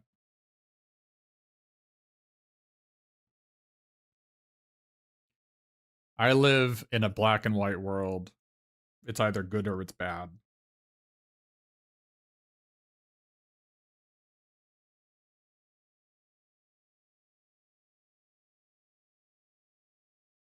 What were the rares in this pool?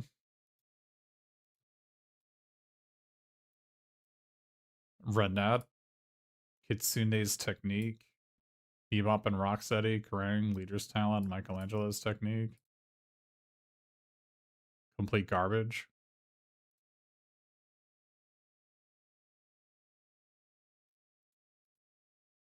I mean, the pool is just basically April and blanks. So, I mean, this guy's fine. But.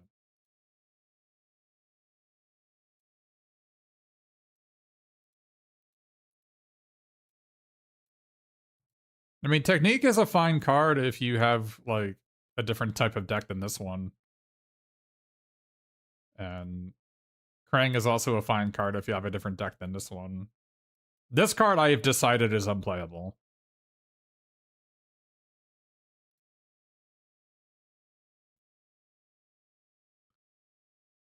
I have had it in multiple sealeds and have it just be a mulligan way too often. You got owned by Leader's Talent once. Yeah, I mean, Leader's Talent can punish you if you're just dirling around, for sure. It's a bit expensive for what it offers. I'm pretty sure Leader's Talent is worse than Quintessential Katana, and I don't think Quintessential Katana is particularly good.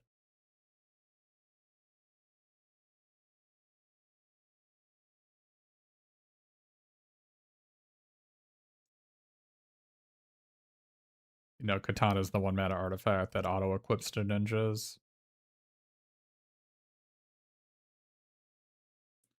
You have to invest a lot of mana. It's freaking 9 mana to get to level 3.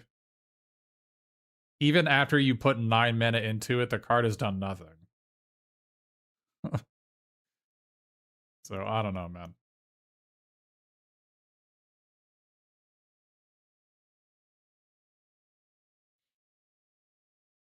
The format's just like a bunch of death touchers and giant creatures and rares and bounce, and it's tough for Leader's Talent to, I think, really shine in that sort of situation.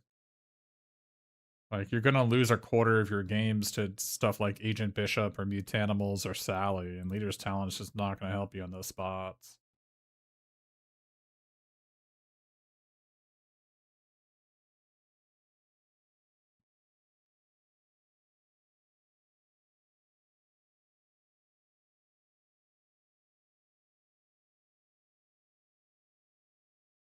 Yeah, Leader's Talent certainly plays like an uncommon.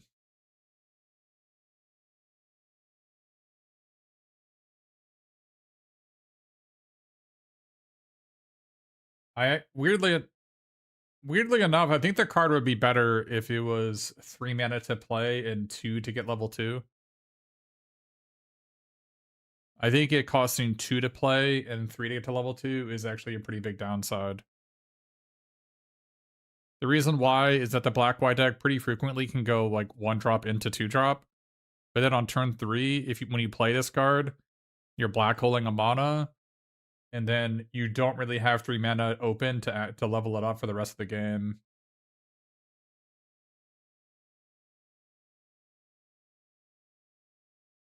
So if it was 3+2, it would be way better than the current form, which is 2+3.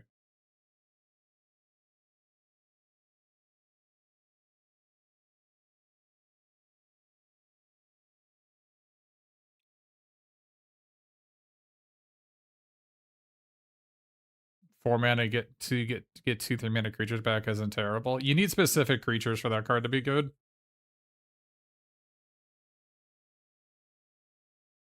It's not horrible, but Saga is your favorite card type. You know Leader's Talent's not a Saga, right?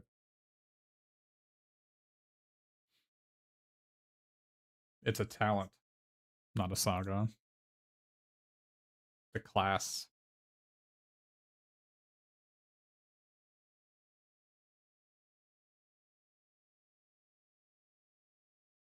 Enchantments with steps. Fair enough. The cards that have overperformed in this deck, I think, are Ice Cream Kitty, Monhole Missile. Like, I knew those cards were good, but those two are basically how I'm winning all my games.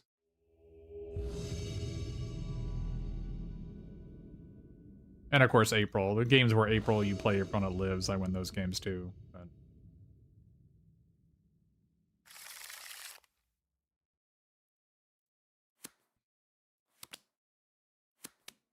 question is, do we want to go turn to Mauser Foundry or turn to Genghis Frog? We're on the play.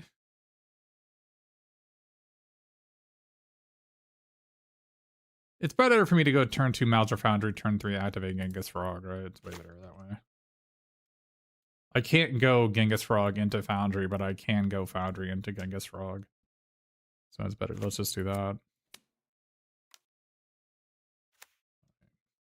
Another white aggro deck. It's too easy.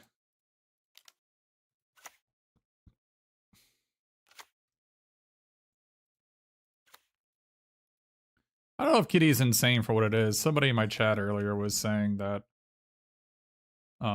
something about Kitty on 17 lands being like a C- card.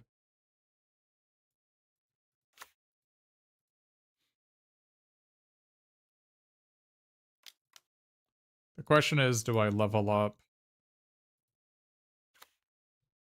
I think I put the token.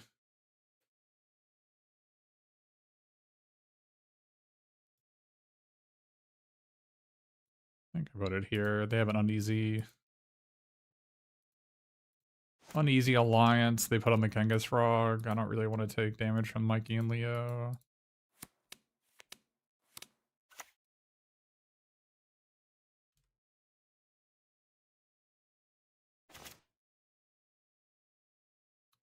So I can play Frog Butler into Rocksteady, but I think it's better for me to just play April into Crack Mistress into Crack Mauser Foundry. Business will die. Like this is I'm gonna play this, draw a card.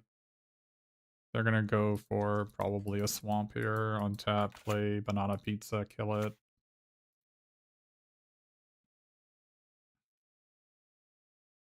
And then I'll probably spend my mana on Mauser Foundering the Mikey and Leo, and then I'll play this Rocksteady the following turn. Okay, that's not what happened.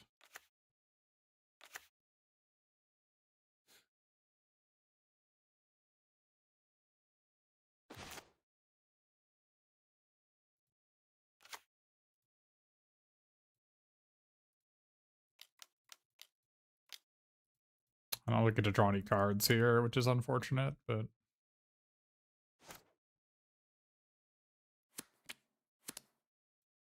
well, I don't draw any cards off April when I crack the Foundry, unfortunately, but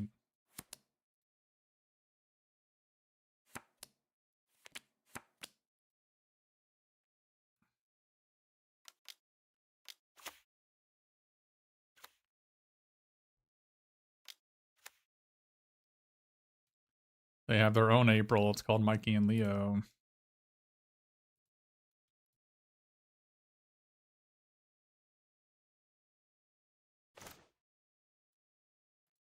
Pretty good draw.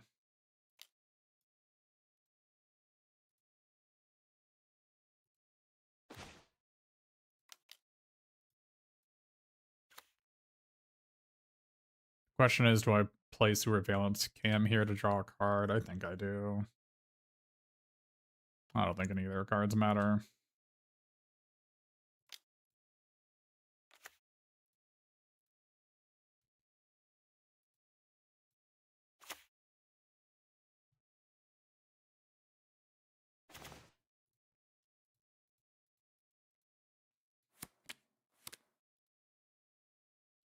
Classic 6-drop.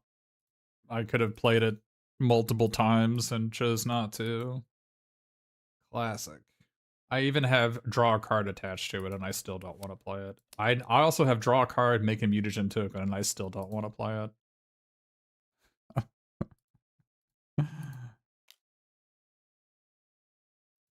Well, Colin, I need to play this on my turn to draw a card with April, so.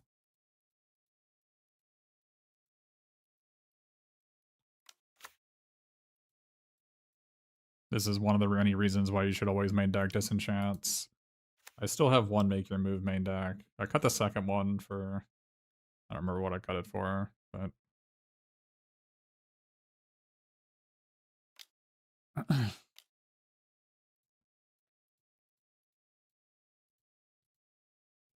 I'll go unpunished. What are you talking about? What does unpunished mean when it comes to not leaving open Death Touch on a 1-1 in a situation where they're not even attacking us?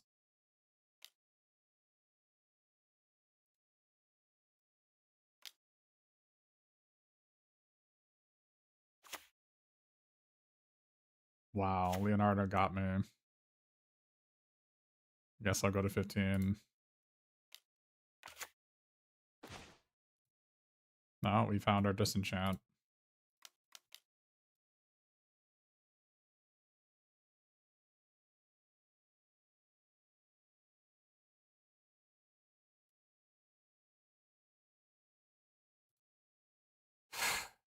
This is kind of frustrating that they got rid of my butler, so I don't have lands.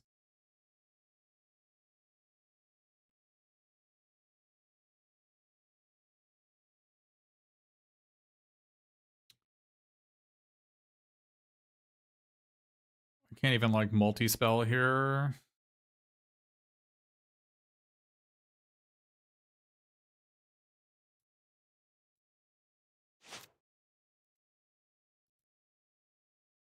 Is it worth it to like crack the Rocksteady here for a forest?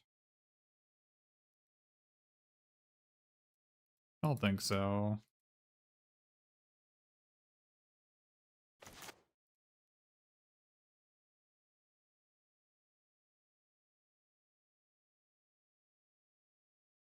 We're not in the best spot here.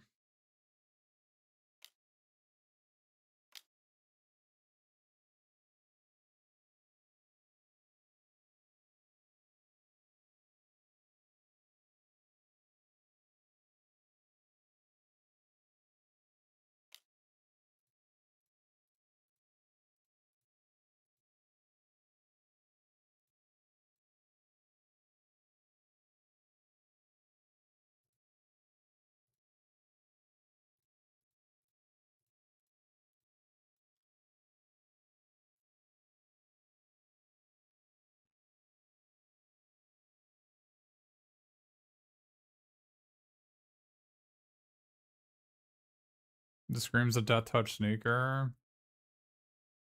I'm not really sure what I can really do about that.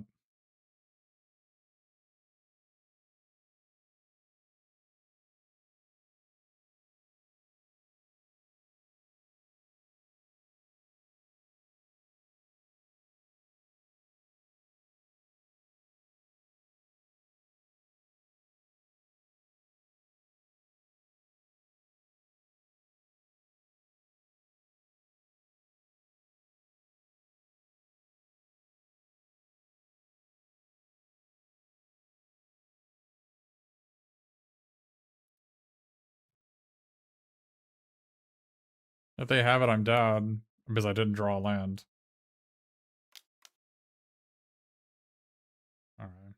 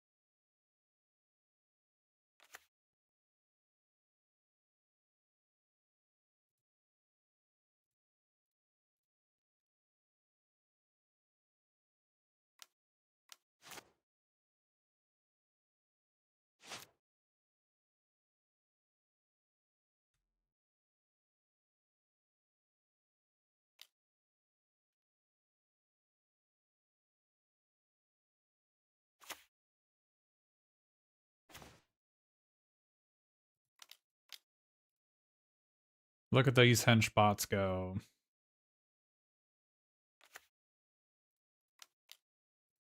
Who doubted the hench bots?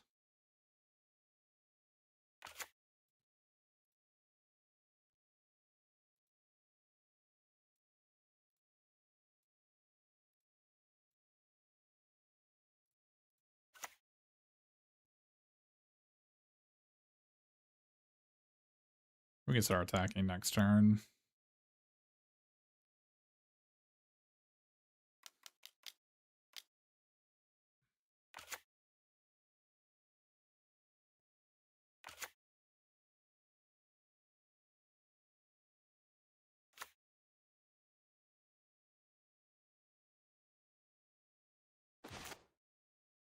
It's not like our opponent had a bad draw, right?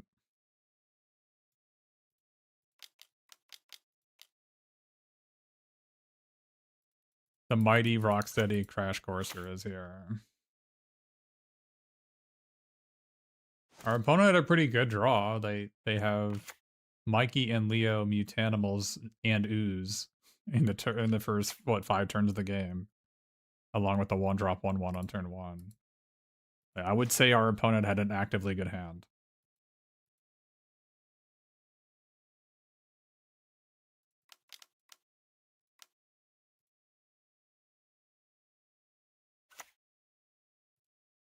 Then we're beating them with a pile of complete garbage.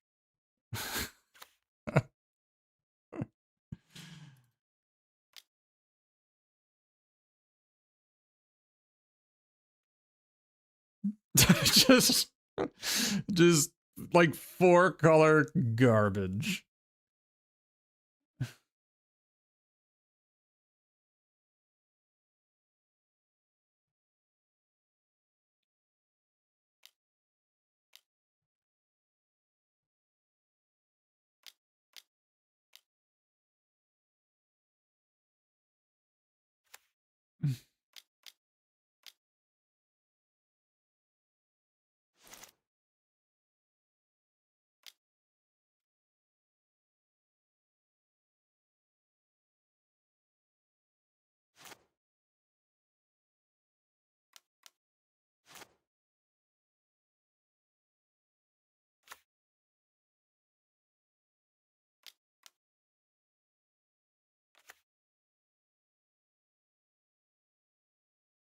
I mean, I don't know, none of their cards are doing anything. Which is kind of the problem I have with the black-white deck. If you're not in the driver's seat, and if he comes to a remotely stalled board state, you just have no way to progress the game.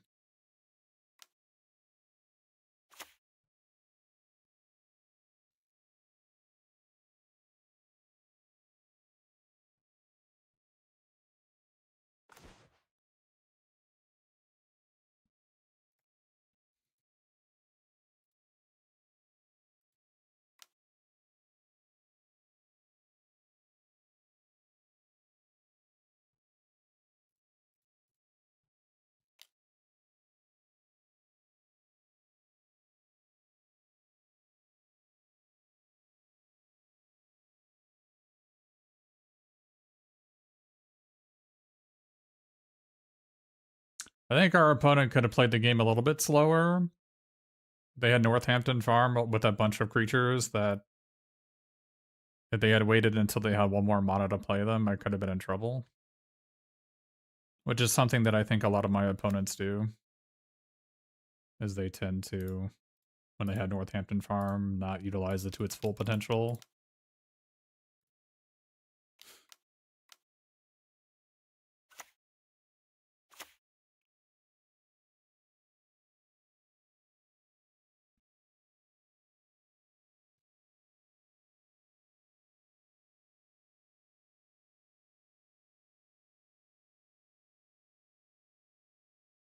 I don't even know what they did with this April.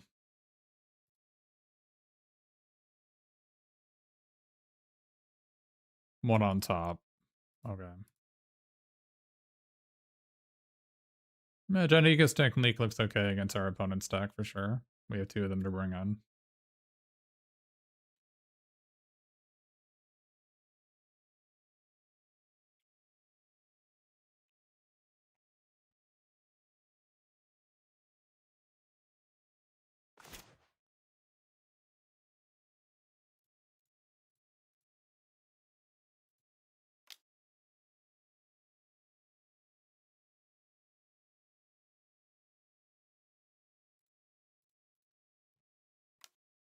The mighty Rocksteady.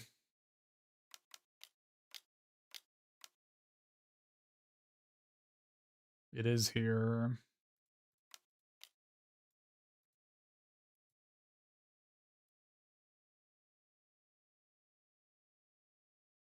I might as well keep the Death Toucher.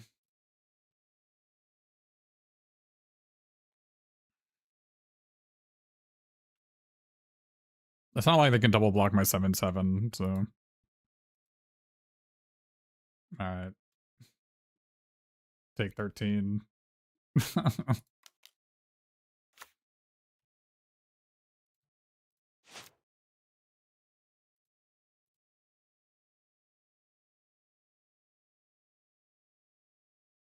They probably should have main phased that. I don't know what they were doing, hoping to get me, but they did not get me.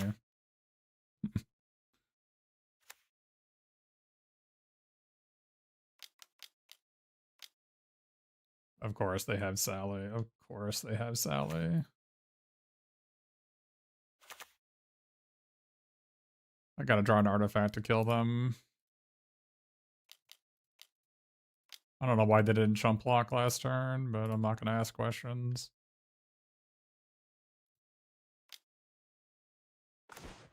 We drew an artifact to kill them.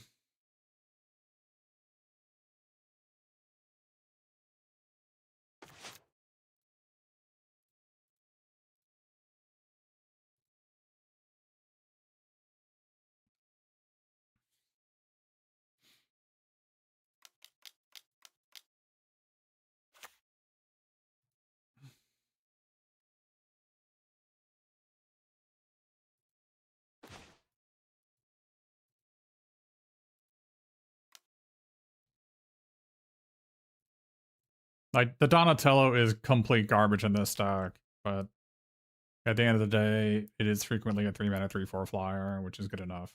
So.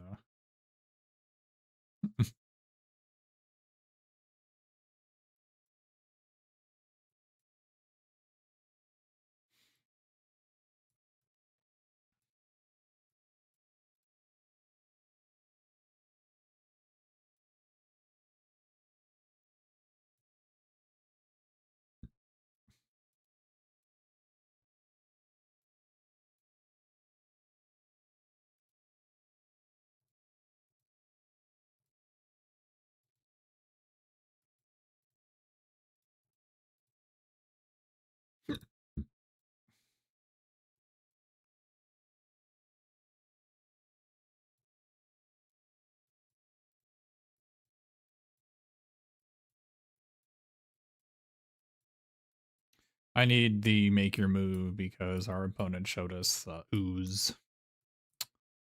So we need to have some disenchants in our deck. I need to have 6 mana 7/7 because it's the only creature I can play in my entire pool. So. if I don't play Rock City, like, what am I supposed to play? Like, it won me that game, right? I mean, it's something. The blue Bontrayer doesn't do anything against Sally. It just puts the Sally and the tokens, like, it doesn't do anything. It's just like a remand. Why did I cut Butler? This is a card that says deals 2 damage to each creature. Butlers are 2 mana 1/1s.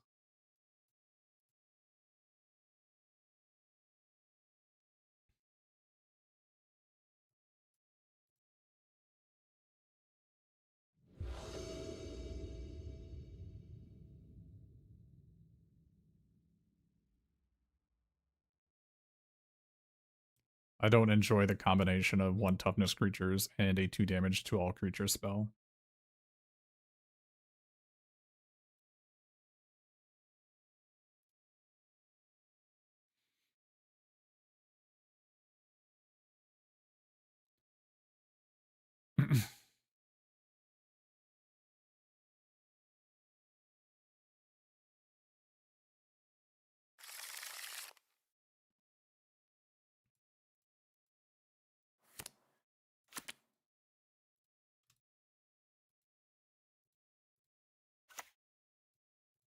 The RCQ was near me. I lost in the finals. I drafted 5-color green with no rares because there were none open in my pod that I could play.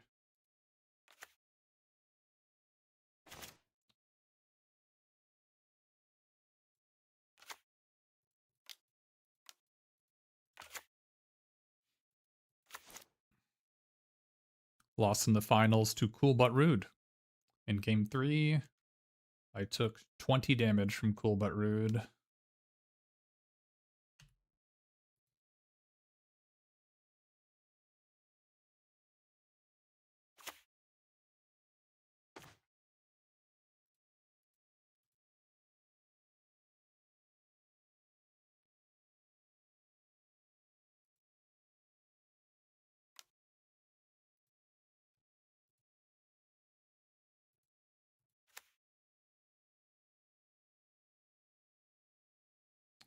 I drew 11 lands, and they drew 5.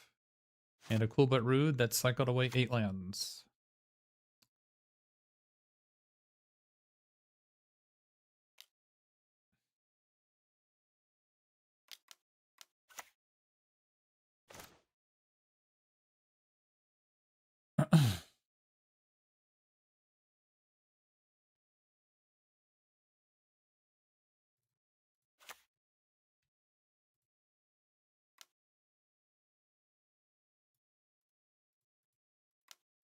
Our combination has revealed itself. Oh!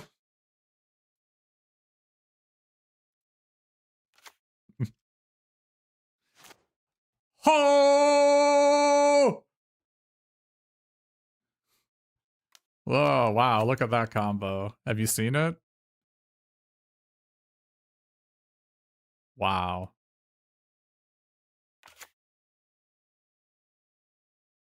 Our first time in 5 rounds that we've been able to get our combo off. It's the whole reason we're playing Rocksteady. It's the only card in our pool we can put into play off our Michelangelo that does anything. It's the biggest creature in our pool.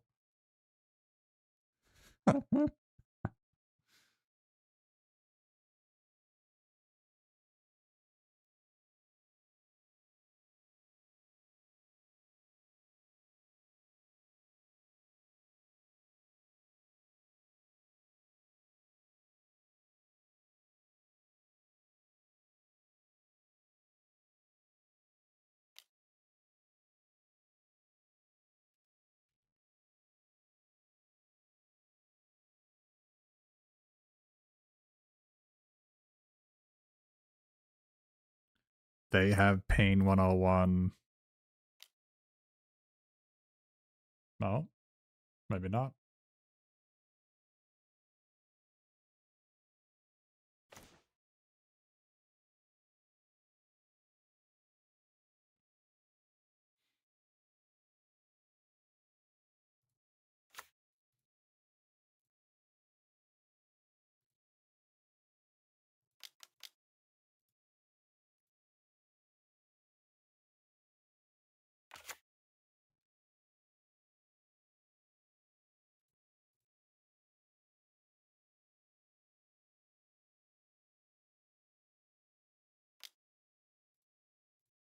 Wow, couldn't have seen that one coming from a million miles away.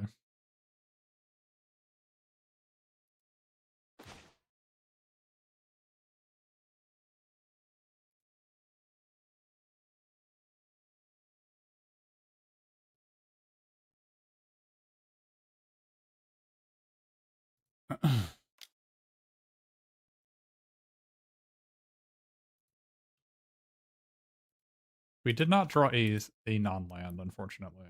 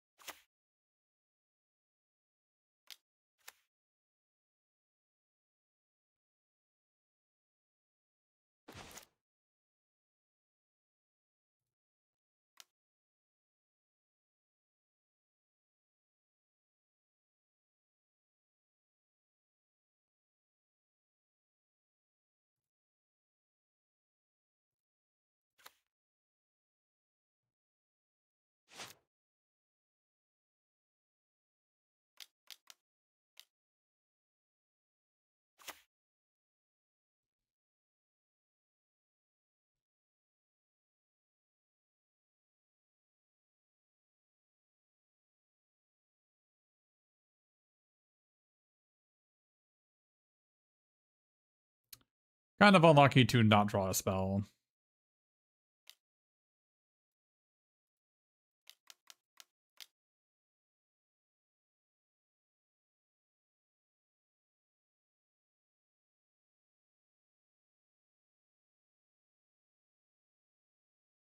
A little bit unlucky.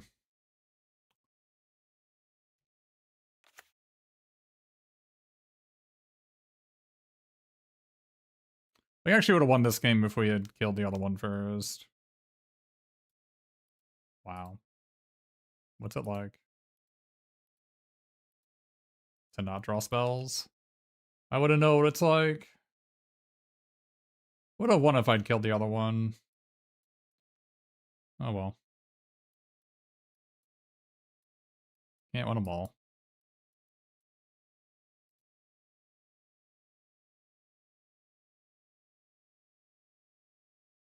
I don't think it was correct to kill the other one, but maybe it was. I thought I would just draw a spell at some point. I just never did.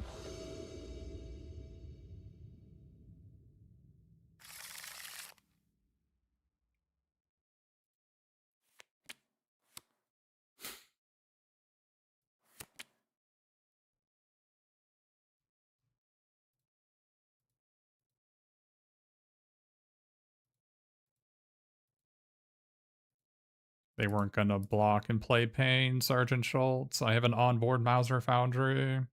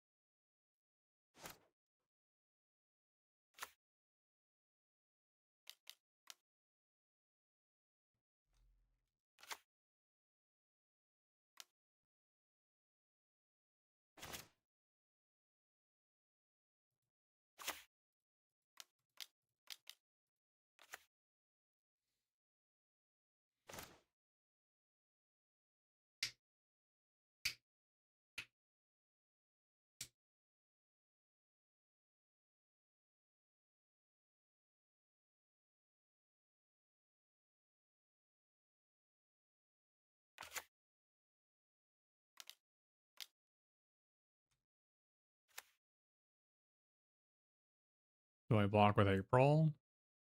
Yes.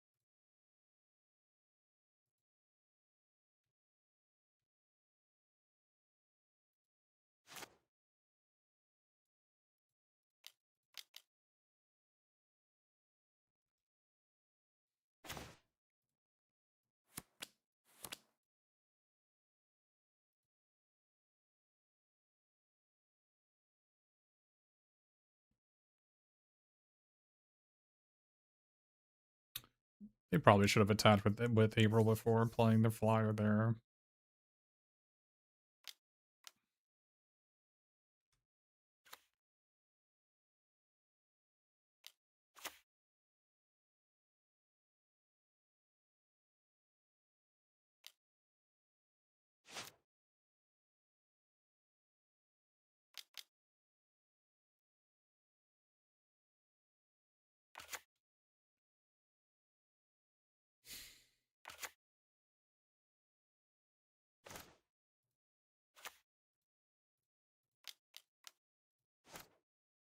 You see why I boarded in the second make your move.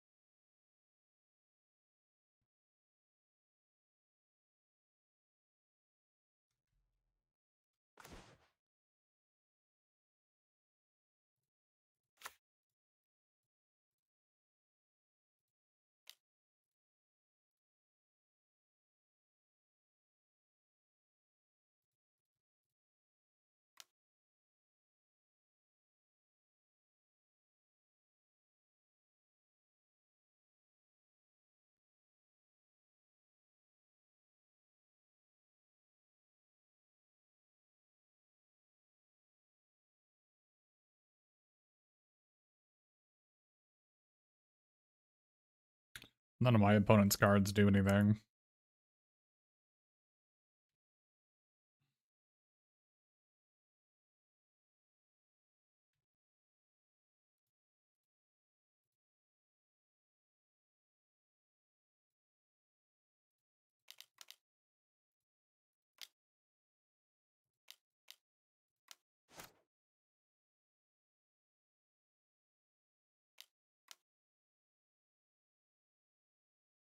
Okay.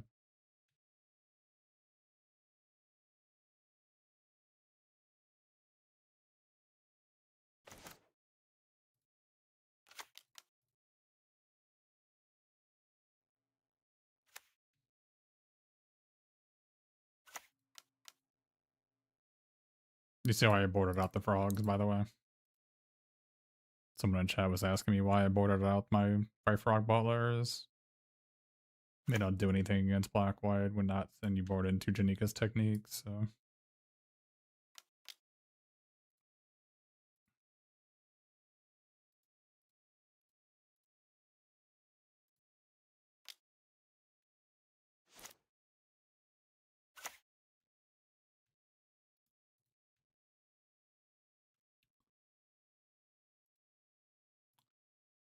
well, pile of complete garbage.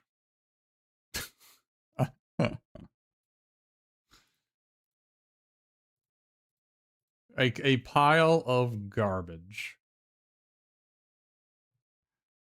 Yeah, April won us a couple games for sure. But it was mostly just a pile of complete garbage. But we won most of our games because we didn't have bad cards in our deck, whereas a lot of our opponents just had a bunch of bad cards in their deck. So, yeah, Rocksteady won us like 2 games because he was just a freaking Vorst Claw. We actually would have lost game 1 against our opponent if they had just chump blocked the 7/7 instead of just taking 7 damage for no reason. But I don't know.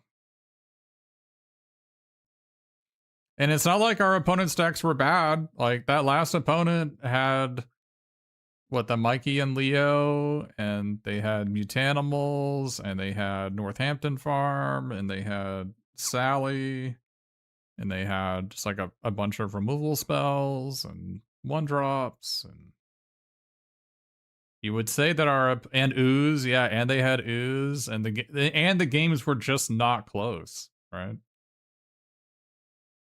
Our opponents had like the best cards white black could ask for, and the games were just not close. So,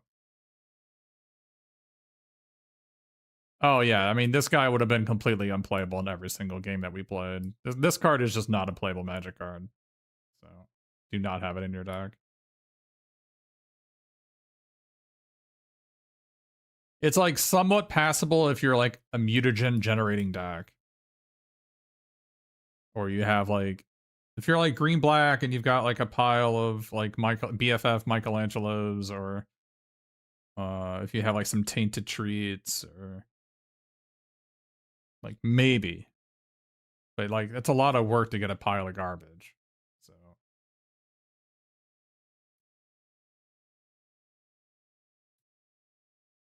there's just so much death touch in the format. It's just why are you bothering?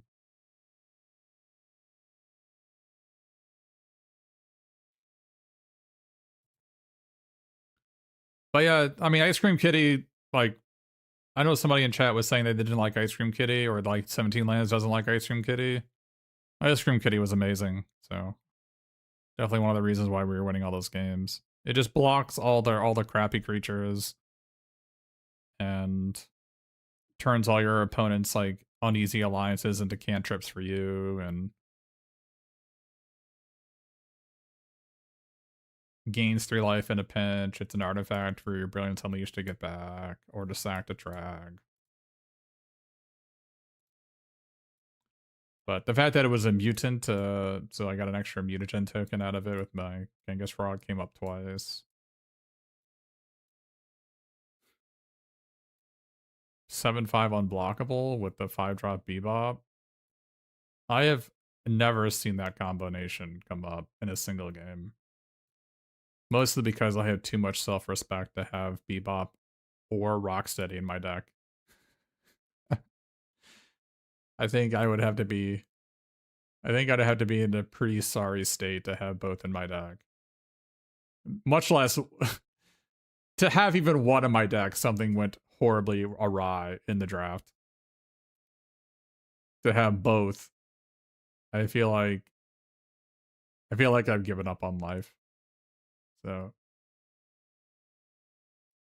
how many opponents were black white? I don't know, 3 of them, maybe 4. One of them was blue red, right? I don't remember what the last one was.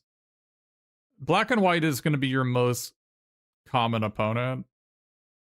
Just because a lot of the data shows that black white is the strongest in drafts, so people think it's the strongest in sealed.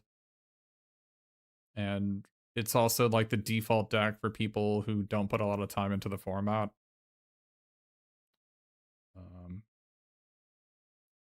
So you should probably build your deck with black white in mind, which is why I think Hinchbot's main deck is actually fine. Because weirdly enough, Hinchbots is a pretty terrible card, but it is actually okay against black white. It's not good against black white, but it is okay. So cards that are okay against black white are fine to main deck. Like, they don't have a lot of removal spells in their deck, so this is frequently just FTK against them.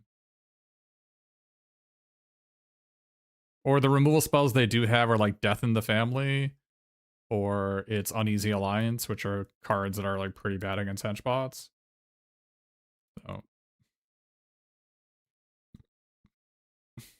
you like bots versus Black Rune? I don't. Most of the Black Rune creatures have ETBs. Don't want to be duplicating those.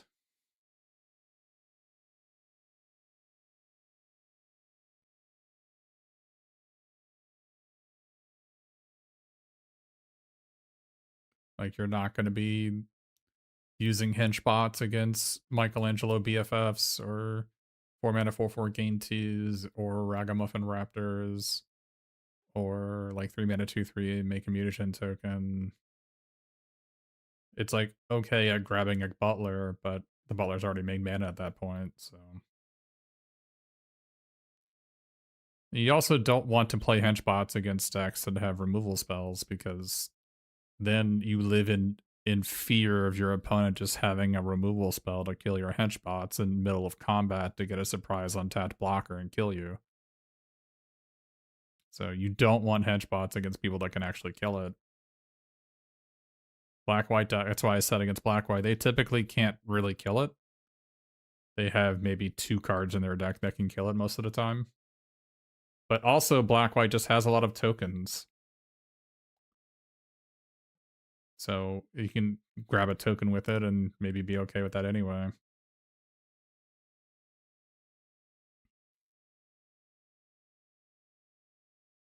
Henchbots versus Pizza Face?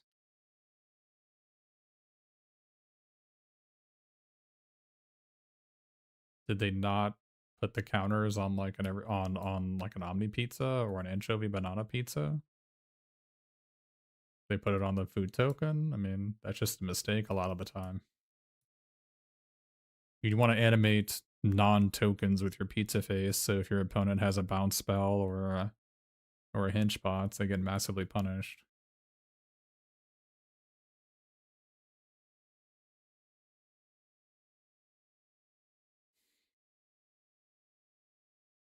It sucks. I really want to play best of 3 and not best of 1. Because you saw how incredibly important it was to be able to sideboard in these matches. Like being able to board in Janika's technique or being able to board in the make your moves or my opponent played the Krang and Shredder and so I had to bring in Grounded for Life to be able to kill it. Like these are all really important aspects to limited, but when it comes to best of 1, you can't do that. And if you're wondering why I'm not playing on Arena, it's because Arena doesn't have best of 3. So, well, not only that, but MTGO is basically free to play, and Arena is not. Plus, the deck building on MTGO is vastly superior. So, like, just the ability to have multiple decks to cycle between is just, it's such a boon when it comes to limited. It's like, it's crazy that Arena can't do it in the year of our Lord 2026.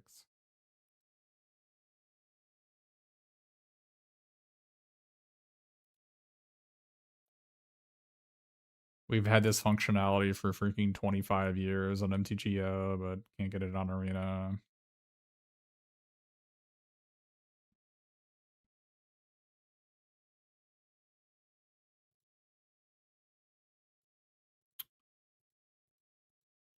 So I would normally be doing another best of 3 sealed, but I think the wait time between games is just too long. I had to wait for like 5 to 8 minutes between every single round, which is really not that great here. Yeah, MTGO doesn't give away your hand with priority stops. That's a big issue. Like, Sewer Valence Cam is so much better on MTGO than it is on Arena. Also, Guac and Marshmallow Pizza and Sewer Valence Cam are both cards that are just like so bad on Arena because your opponent always knows you have them. Janika's Technique is also a card your opponent should almost always know you have because it's like the only red sneak card. So if you get priority in the declare blocker step, you generally have it.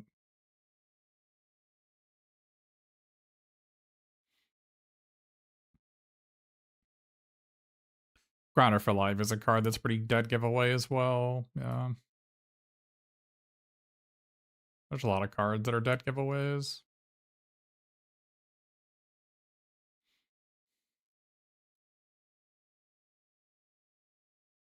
There's barely any value in the cards for a TMNT. Yeah. True that. The source of the value of the cards on MTGO is being able to redeem them for a real life set. But you can't redeem Universes Beyond. So Universes Beyond sets are worth almost nothing on MTGO.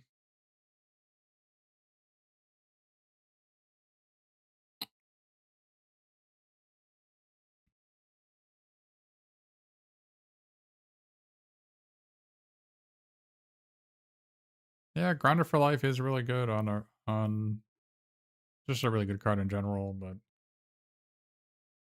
I think a card that people tend to overplay in this format is Tenderize. If you already have a lot of other removal, it's not particularly good. You mostly need removal for games where you're behind. Tenderize, unless you have a Frog Butler, basically is not playable until turn 5. You need removal before turn 5 in most matchups, so...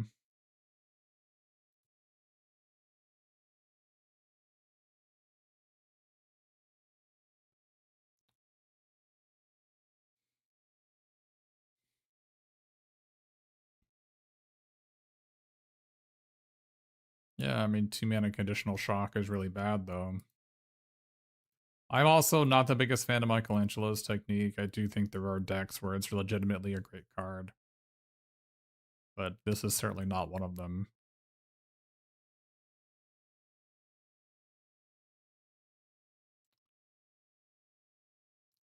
I think in a black-green deck with a Beaver and and like a Squirrelanoid, it's probably a pretty good card. I think if I had better cards to grab that are like mid-rangey, then I would certainly play it.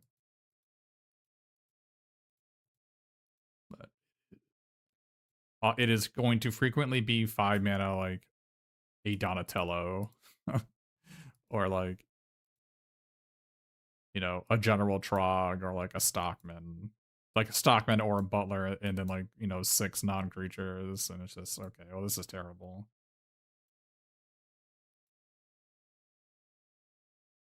I have played with it a lot. It does have a high win rate and 17 lands, but I think it's another one of those cards you gotta build around.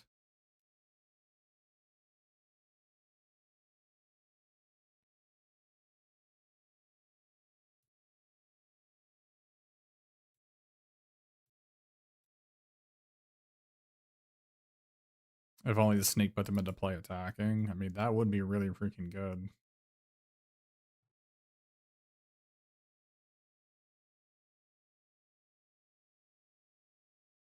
It would probably need to cost 2 green green if it did that. Or 1 green green green if it did that. But they probably just wouldn't want to put such a... They probably wouldn't want to put a such a high variance card at such a high power level to put them into play attacking. Because then green would have the best sneak card, right? The most powerful sneak card. Probably didn't want that design-wise.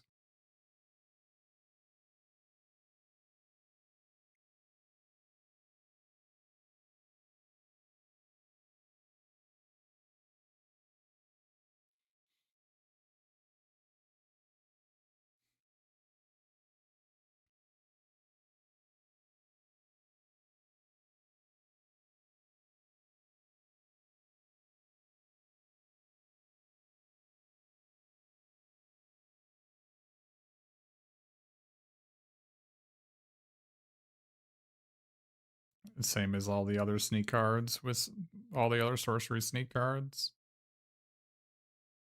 The same as like Shredder's Technique as a sorcerer, you just play them. Karai's Technique as a sorcery.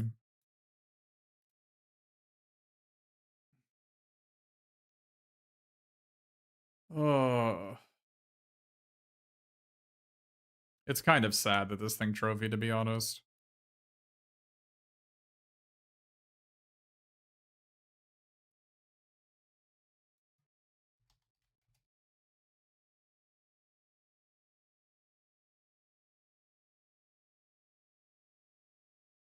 Wait.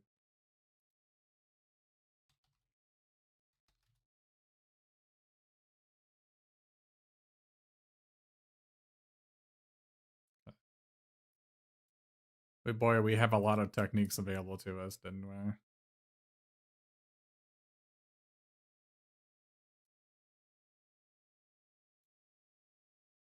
Put this in the trophy decks.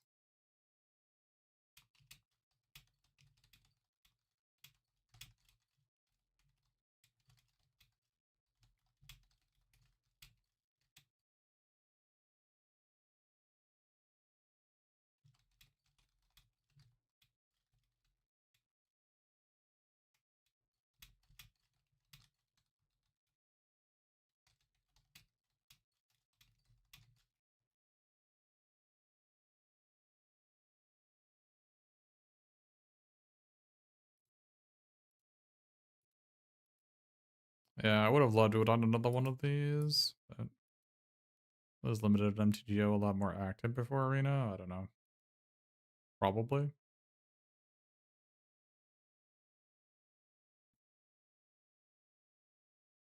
They were I think it was mostly just different times.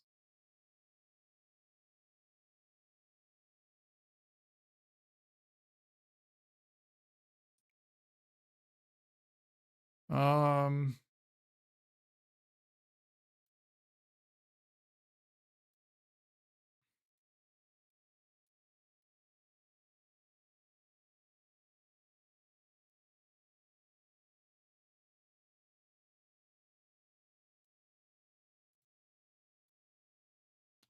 I think that's just gonna be it for me today.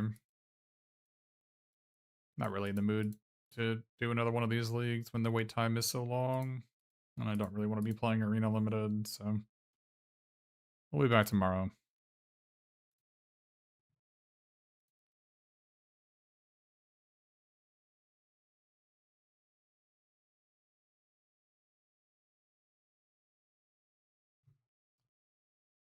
Good night, everybody. Yeah, Sign Bottom, Charger Souls, MTG Cribs, Anodi, RC, Synthetica, and Spawn and Profit, everybody else who's lurking in the stream. Have a good night, everybody.